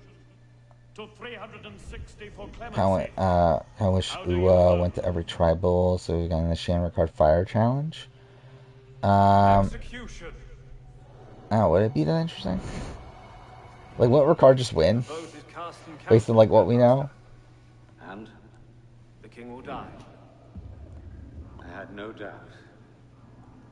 Where it's like, I don't know about Shan's fire making skills, but I believe Ricard is a good fire maker. I'll see to it you have the finest view. Alright. Now let's try to get out of here without dying, which probably won't happen, which will make me have to do all this again. Oh, I like instantly died. Fuck this game, dude. Fuck me, dude. I think Sammy could have a chance for 50. I don't. I would be very surprised if Sammy's on 50. I just think there's way too many people for Sammy to be in consideration. Alright, let's try this again.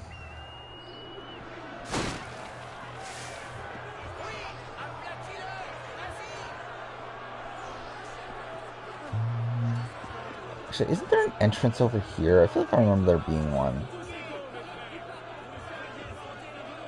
Because I feel like I remember that, like, I found a path that was, like, super easy. No, I don't think Venus has a shot now. Dude, I don't even know if Venus had a shot before the Twitter stuff. I think now the Twitter stuff's happened, I think it just, like, further sinks her.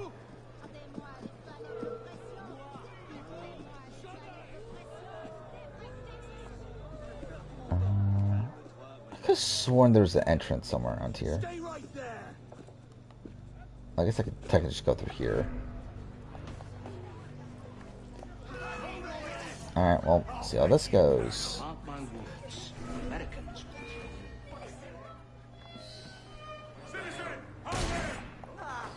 Oh, okay, that actually worked. Why black people always started at split tribals? Oh. It's definitely a worrying trend, because it literally happens every season. I don't know if it's like... Yeah, I don't know. I mean, like, obviously, like, more black people are being cast to where, like, obviously it increases the likelihood of it happening, but still, like, the fact that it happens, like, literally every season is definitely, like, a very, like, worrying trend. So I don't know if there's, like, some sort of societal, like, bias happening there or something, but even then, like, a lot of times it's, like, black players taking out their own black players, right? Because, like, this last season, it's, like, Hugh and Tiffany were the ones that took out Tim. Then you have Tevin leading the charge against Soda. So at least with 46, at least, that's the case. I shall very much look forward to witnessing the end of tyranny. I'll see to it you have the yeah, I would love to see Venus back. Again, Venus is going to make my Dreamcast when I eventually make that. But also, I think she has literally 0% chance of making it on, though. No, fuck off. I didn't want to climb that. Okay, well. No, game, please let me fucking... Dude, Unity sucks so bad, dude. The parkour system is complete rubbish.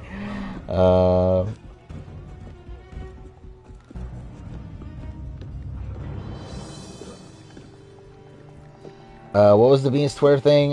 She essentially just went on a tirade about, like, how, like, poorly treated she is, and she, like, essentially, like,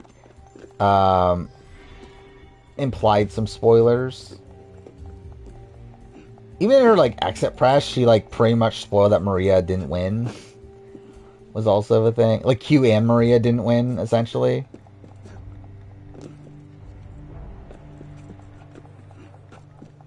So I think just in general, she was, like, very loose with, spoilery information.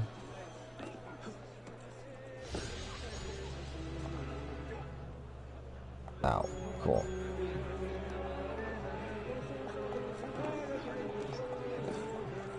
Who I think is the most likely Where's a War player for 50? Probably Natalie?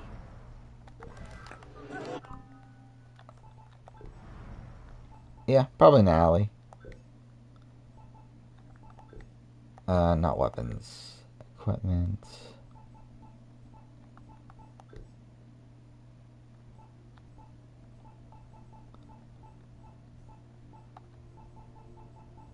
Which ones did I just get?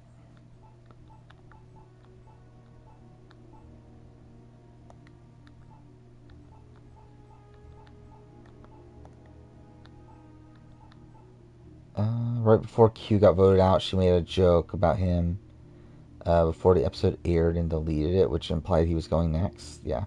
But even in her, like, exit press, she was talking about how, like, the next two people that got voted out, or, like, it was that, like, she was, like, saying that, like, even for the next few days that she was still being treated poorly at Ponderosa or something.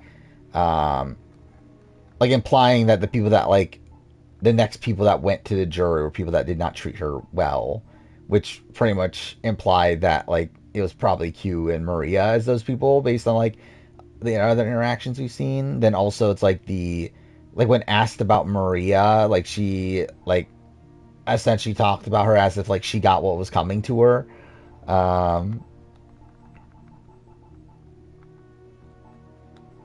Okay, wait, what are the things I'm getting? Because I definitely got a thing here, right? Wait, alright, now that's... Is there a way I can, like, limit it to just what I have? Do you know how many shows Rob is on now? I could see him doing 50 for a paycheck? Yeah. I think that's the chance of him being on 50, is if he just says yes, saying, fuck it, I might as well just make money out of this.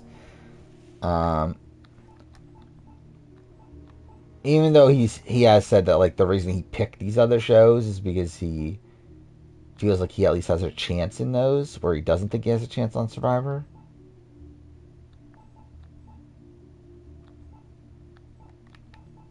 But yeah, I think if he is ever going to make another comeback, this is probably the time to do it, but I don't think we need it. Yeah, I would be perfectly fine. We never see Boss Rob on Survivor again.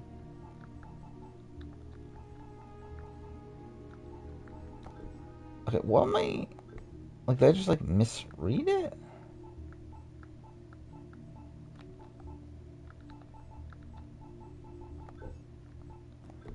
Rich Hatch could not be on 50. Like, Rich Hatch is never going to be on 50.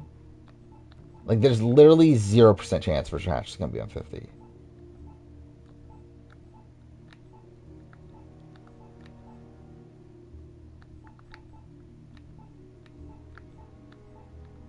Yeah, where's the equipment I'm getting through the missions?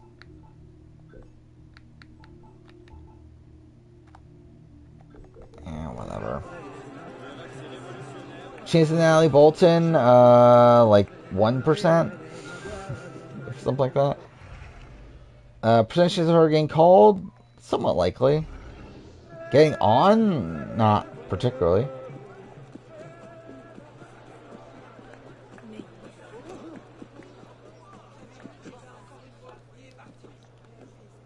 How would Jeff do if he played Australian Survivor? I don't know. I mean, I think on any Survivor season, he'd probably be this, like, control freak that probably runs, like, the early game. And then probably get, like, I think, like, he's probably just primed to be merge boot most time he plays. If not even, like, a pre-merge blindside.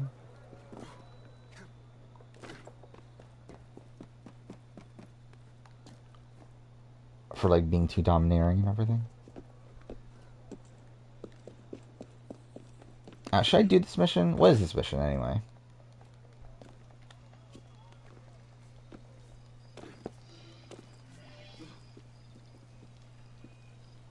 Oh, we're doing the execution already? Oh, I think I misremembered how this endgame plays out. Yeah, this is the execution. Then it's the section where, like, you're all drunk and all that sort of stuff with Arno. Then it's the Latouche assassination. And then it's the bullshit in the final chapter. Either way, I guess I'll do this mission. They'll probably move on to Last of Us after this one. Did you like Bradley? I don't think he loved Bradley. Split up. I'll cover more I think ground he's that fine way. on Bradley. Actually, I don't even know. Is he even fine on Bradley? I don't even know. He probably just doesn't like him, straight up. I feel like Bradley's, again, of the archetype that he doesn't typically like. Where I think with that sort of archetype, he likes them to be, like, a lot more, like, palatable, like Cochrane. Or I feel like Bradley is just someone that, like, it's kind of a dick. Like, I feel like Bradley is essentially like Spencer before he played. Where, again, he hated Spencer in the preseason of Cagayan. And, like, for him, Spencer, like, changed around and became, like, a different person. I feel like for Jeff, I feel like Bradley is essentially what Spencer, he thought Spencer was going to be. No, 0% chance 49 is returnees. Like, literally, absolutely 0% chance. As in, it's pretty much already confirmed it's not going to be returnees.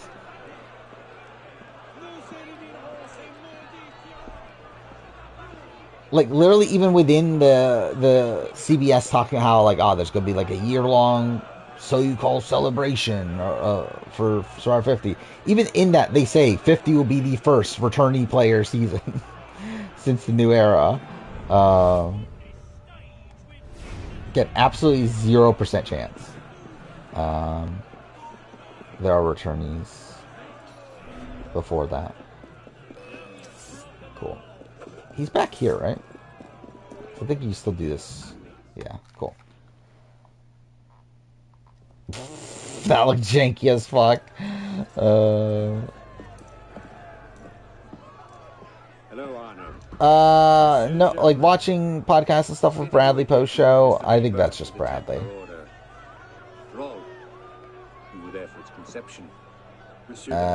Like, obviously, yeah, he's hamming it up to a degree, but no, I think most of that's just him. I think about Tevin being on 50 is that I don't know if he cracks the top 9 or 10 women production wants. I don't know if I agree with that. I think he cracks the top 9 or 10 people production wants. I don't think he cracks the top 9 or 10 people that almost anybody else wants. But I think he cracks the top 10 or 9 or 10 people that production wants.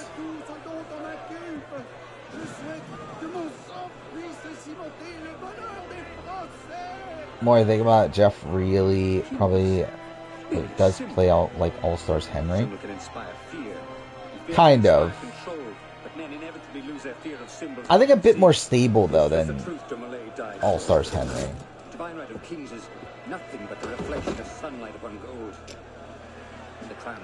What is a good comparison for what I'm thinking? I think maybe, like...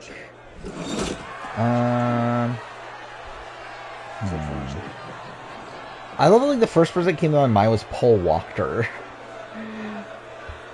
That's probably not, like, a fully apt comparison. But I don't know, someone like... Yeah, someone that probably has, like, a lot of, like, early agency, but then just, like, loses that and then becomes a big target. And, like, it's still, like, someone that is, like... Like, maybe, actually, Brad Culpepper. I should have said Brad Culpepper, I think, is a good answer. Brad Culpepper in Blood vs. Water. I think that's what I see Jeff being if he plays Survivor. Savage? I think different than Savage. Because Savage... Well, actually, maybe Savage in Cambodia, maybe? But even then, like, Savage was liked by his group. He just had, like, outsiders that didn't like him. I think Jeff is the type that's going to turn away his own people. Eventually. And I think that's, like, more Brad Culpepper.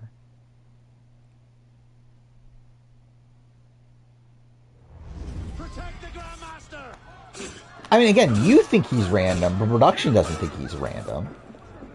Elise, it's time to go. Like, Jeff looks at Tevin as, like, one of the stars of 46. Oh, what am I doing? Why am I running away? I'm supposed to be fighting with her, aren't I?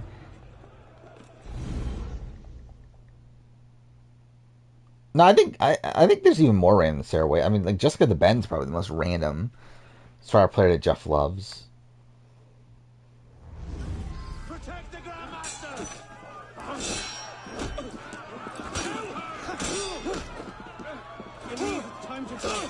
More 44, but at least she made it far, though.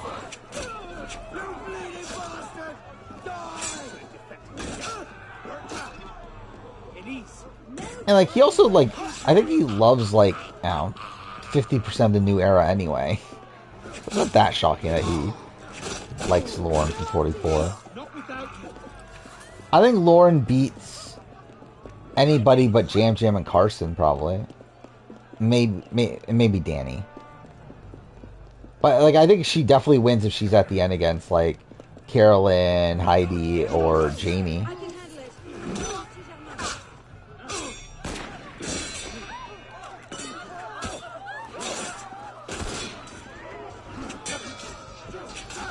Least fair for New Era? Probably Sean.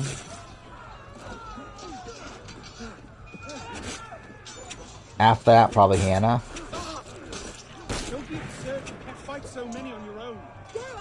After that, I don't know, who's even after that? I think there's a lot of people he just doesn't give a shit about. Maybe Jackson. Yeah, maybe Jackson's also in that running.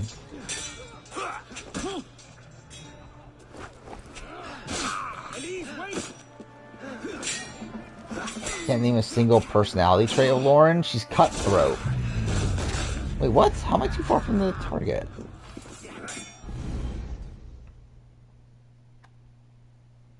And she rigged the rock draw.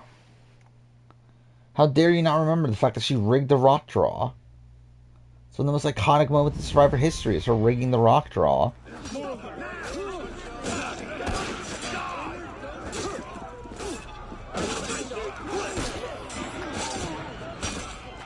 I do wonder how much it's gonna hold, though. You think that was the thing that was like supposedly really big on 44, like really like in the minds of the 45. I mean, of the 45 players, is they had just seen that. But I doubt they like that's gonna be remembered much down the road.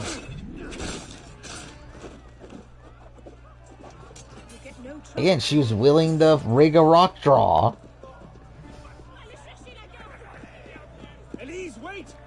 But no, I do legitimately think that's one of the main reasons why they like her, though. That she's willing to do things like that to get advantages. I'll get you right in. Okay, cool.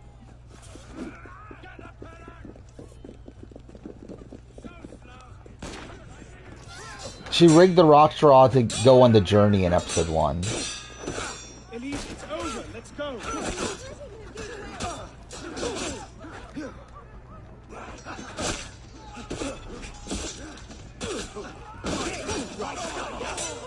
Like, that's something that Jeff mentioned in, like, during on Fire Podcast. Of something that could be a merchant strategy and everything. I'm really hyping her up for that.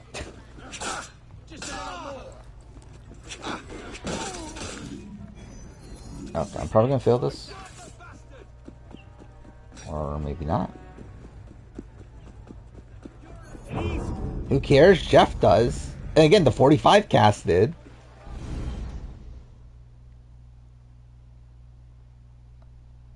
Do I think anyone's draft could be 4 for 4 on 50? No, I don't.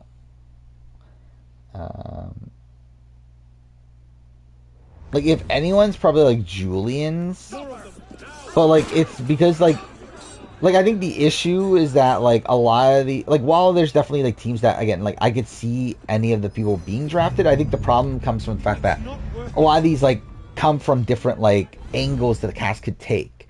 Where it's like with my team, like all 4 of the people I picked, I think could theoretically be on 40 or on 50, but they wouldn't be on the same cast together though. Like it's not like if Katurah is on 50, I doubt Coach is on 50 at that point.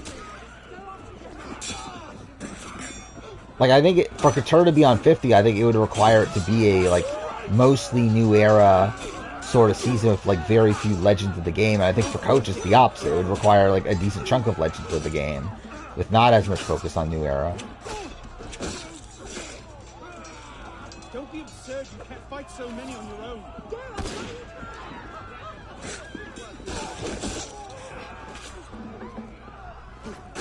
That's cool.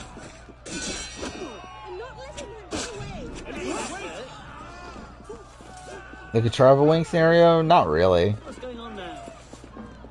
Elise, wait! Or at least not a realistic winning scenario.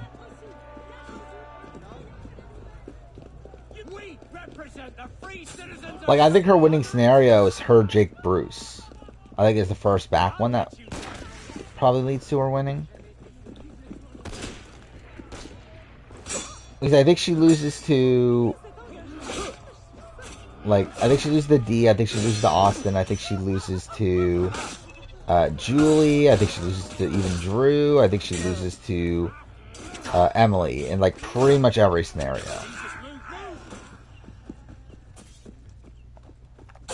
What? I pushed fucking counter. Okay, whatever. She's... No, where is she? Oh, she is over here still.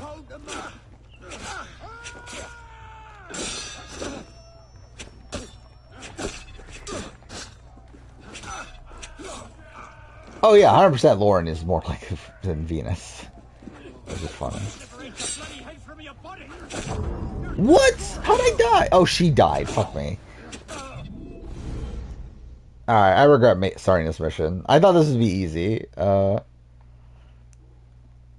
Liberty Cook Islands like diversity? No. And there'll be, probably at least 60% POC, probably. But again, it won't be like Cook Islands level. Or again, anything that restricts how they would have the cast is on automatic no. Again, production does not like being pigeonholed. That's the entire reason why they did New Era. Is because they don't like the idea of being pigeonholed into a theme or into, like, having to have a certain grouping of people. Like, they want to be free to do what they want, essentially. Towards, like, having this, like, strict limit of, like, 5 white people fight 5 black people. Like, that's the complete antithesis to what they want. And that's why, even though I think Old Era versus New Era is the most likely theme, I think that's also still too limiting for them. I think they wouldn't want to do that. Because that would limit them to having only 10 New Era people, 10 Old Era people.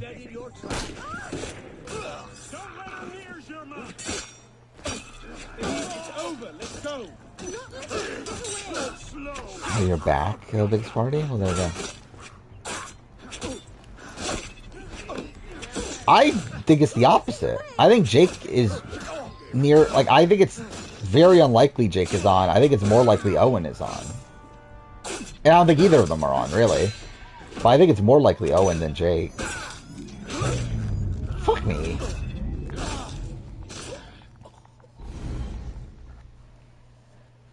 Again, I don't get the sense that Jeff liked Jake that much. Like, I think on Island, I don't think Jeff liked Jake that much. I think post-show, he kind of grew, like, a little bit of appreciation for him, but still kind of looks at him as, like, a person that, like, failed at everything. So it's like, I feel like with Owen, I think he came out of the season looking at Owen a lot more positively. But again, realistically, I don't think either of them are on 50. Wait, where are they? How mad was Jeff for Jake bringing the challenge? I think he was annoyed. I don't think it's like this end all be all of like, okay, he just hates him now because he broke the challenge, but I think he was definitely annoyed at him breaking the challenge.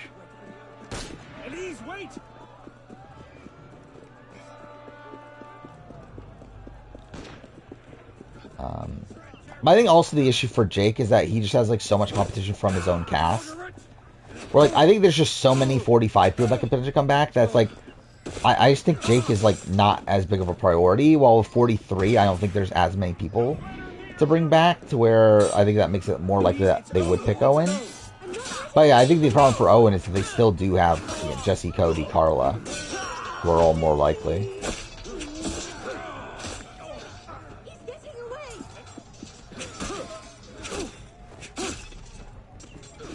I think Jake's chance for better for second chance. I mean, yeah. I mean, like any person that isn't a winner and hasn't played twice. Oh fuck me! Why am I feeling this? Like she's really running away that quickly. Like just on paper they would have a better chance, but like I guess he could potentially squeeze on at that point, but still probably not. He didn't make my second chance cast for like who I think would make second chance if it was actually happening for 50. To be fair, Owen didn't make that cast either.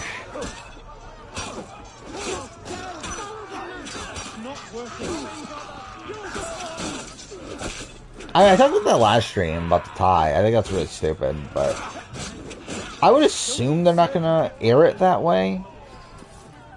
feels weird for them to air it that way. Where I could see it like behind the scenes, okay, they just like both get the same prize money, but I very much doubt they would like end the season like, oh, I guess you tied. I guess that's it. Watch Sean Cody be on 50? I don't think so. He wasn't even called for 40, let alone for 50. Candice Cody, mind you, maybe. Like, we know Candice was in the running for 40.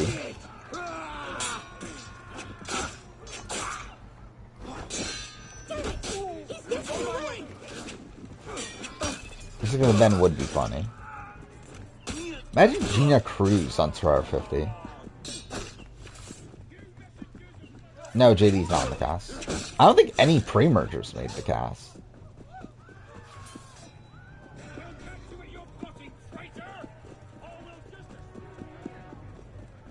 Jessica the Ben or Brad Reese? I guess Jessica the Ben. I guess. At least Jeff likes Jessica the Ben. He's gone. Damn it! Like, realistically, you get none. Like, none of them are coming back. But you think he'll be so careless now, knowing how close at heel we are? do I actually believe Jeff's statement placement doesn't matter? I believe that he believes it. To save your life. I don't believe that actually does. Like, I don't. Like, I do think placement matters, but I don't think he will admit placement matters. And I don't think he actually believes placement matters. Because, again, it's not like this direct thing of, like really, it's like, at the end of the day, it's memorability that matters, right? But obviously, the further you make it to the game, the more likely you're going to be remembered. So, like, placement does matter because of that, but it doesn't, like, inherently matter. Brad Reese and Jeff Farmer, well, there we go. Brad Reese. Maybe I'll be middle tier Fondra. He's fine. I don't know his win prospects. He probably doesn't win against. Actually, I do wonder who wins like Cassandra versus Andre versus Nabil. But again, it doesn't matter because they were still planning on taking Ghislaine to the end anyway. But or at least he seemed to be. Maybe fight if Candice was a 4-time star player. Yeah. Varner or Spilo? Probably Varner. Because I think at that point they would at least like they would pretend like he has like a redemption arc. Well, like with Spilo, I think he's just like unredeemable from a TV point of view. Yeah. All right, I think I'll transition to Last of Us, and stream will cut out for like 30 seconds. We'll be back. I just realized internet didn't cut out the entire night, so there we go. But yeah, see you in 30 seconds.